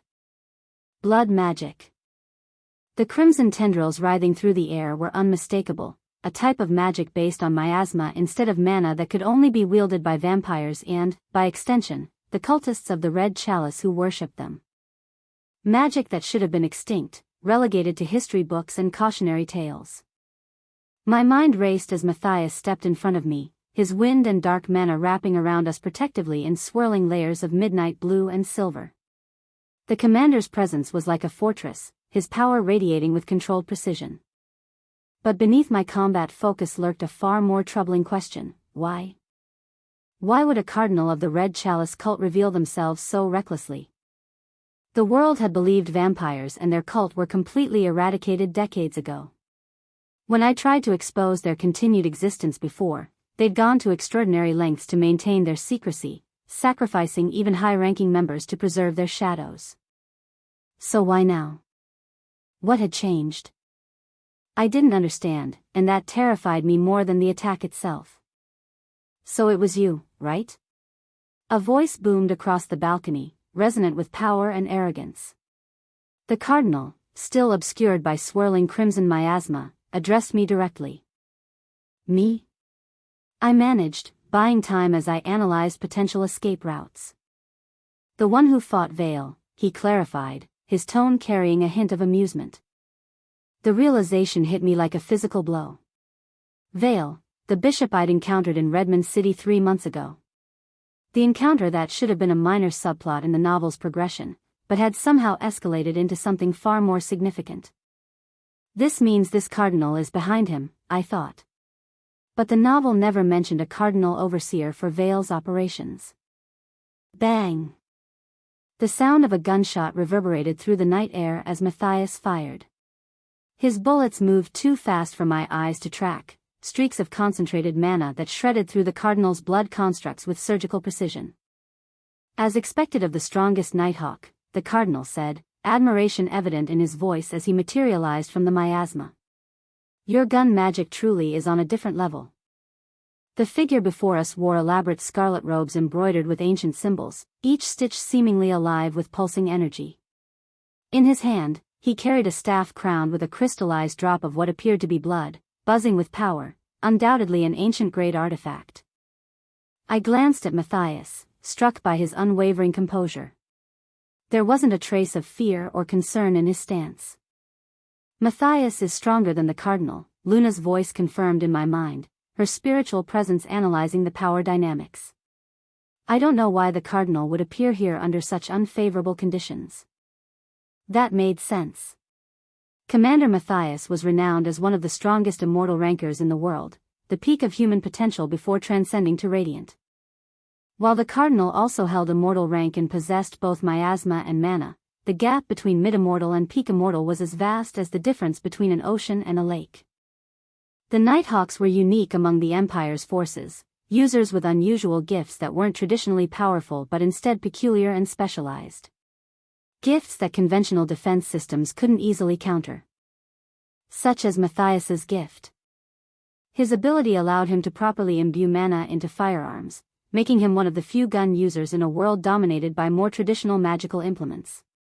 Each bullet contained magic circles of staggering complexity, compressed into projectiles smaller than my fingernail. I am not here to fight though, the cardinal stated calmly as Matthias fired another volley at him. My eyes widened as the bullets, each imbued with 8-circle magic, all stopped midair, suspended by a single crimson thread that seemed to materialize from nowhere. A cold wave of dread washed over me. There was only one person in the entire world with this particular manifestation of blood magic. The Pope of the Red Chalice Cult. Red Chalice Cult, Matthias said, voice flat. Finally showed yourself? Well, you knew about us enough anyway. The cardinal shrugged, the casual gesture incongruous with the tension crackling through the air. My thoughts stumbled over this revelation. They knew. The Empire was aware the Red Chalice cult survived. This directly contradicted what I'd read in the novel, where their continued existence remained hidden until much later in the timeline. My Pope gave me this magic, the cardinal continued, caressing the crimson thread with something approaching reverence. I don't believe even someone like you can break it. I agree, Matthias nodded, his gun still trained on the cardinal's heart. But they can. The cardinal's eyes widened as the space around him suddenly distorted, reality itself tearing apart like fragile paper. In an instant, he was surrounded by nearly invisible sword strikes suspended in air alongside lances of pure light that hummed with light magic. You dare in my academy? Eva's voice cut through the night with cold fury as she descended from the sky, her navy blue hair streaming behind her like a banner of war. The headmistress of Mythos Academy materialized on one side of the balcony, her presence alone causing the air to grow heavy. Opposite her, Magnus also appeared, his stormy eyes cold as winter. The martial king's power was more subdued but no less terrifying, a contained hurricane waiting to be unleashed. Do you think your Pope's threads can stop this? Matthias asked, his gun still aimed at the cardinal's heart. No, the cardinal admitted, a flicker of genuine fear crossing his features for the first time. So I shall leave now. I will see you later, Arthur Nightingale. Eva and Magnus moved in perfect synchronization, their attacks converging on the cardinal from multiple angles simultaneously. But the crimson thread flashed once, impossibly bright, halting their combined assault for a fraction of a second. That infinitesimal pause was all the cardinal needed to slip between the fabric of reality and escape. I blinked, trying to process what had just happened, when a whispered message reached my ears, words meant only for me. "I came here under the orders of my Pope." She said she liked the flower crown. I froze, my entire body going rigid as the words penetrated my consciousness. The flower crown. A seemingly insignificant detail from my previous life, a handcrafted gift I had made only once, for only one person. No. My mind spun wildly, desperately trying to find alternative explanations. The flower crown could be a code, a misdirection, a coincidence. It had to be. This world's magic systems were complex and varied, but none that I knew of could reach across the boundaries between worlds to extract memories from a past life. Yet the mention was too specific, too precise. In my previous life, before the accident, before the reincarnation, I had spent an afternoon in a sunlit park weaving wildflowers into a crown. A gift for someone special. Someone I had loved with every fiber of my being. Someone who had died in my arms on rain-slicked asphalt, her blood pooling beneath us as I begged her to stay with me. Someone who couldn't possibly exist in this world. My breathing grew shallow as I eliminated possibilities one by one, each deduction leading inexorably toward a conclusion too horrifying to accept. There was no way for anyone in this world to know about that flower crown. It existed only in my memories of a different reality, a different life. Unless... Arthur? Matthias's voice seemed distant, concerned. "Are you all right?" I couldn't respond.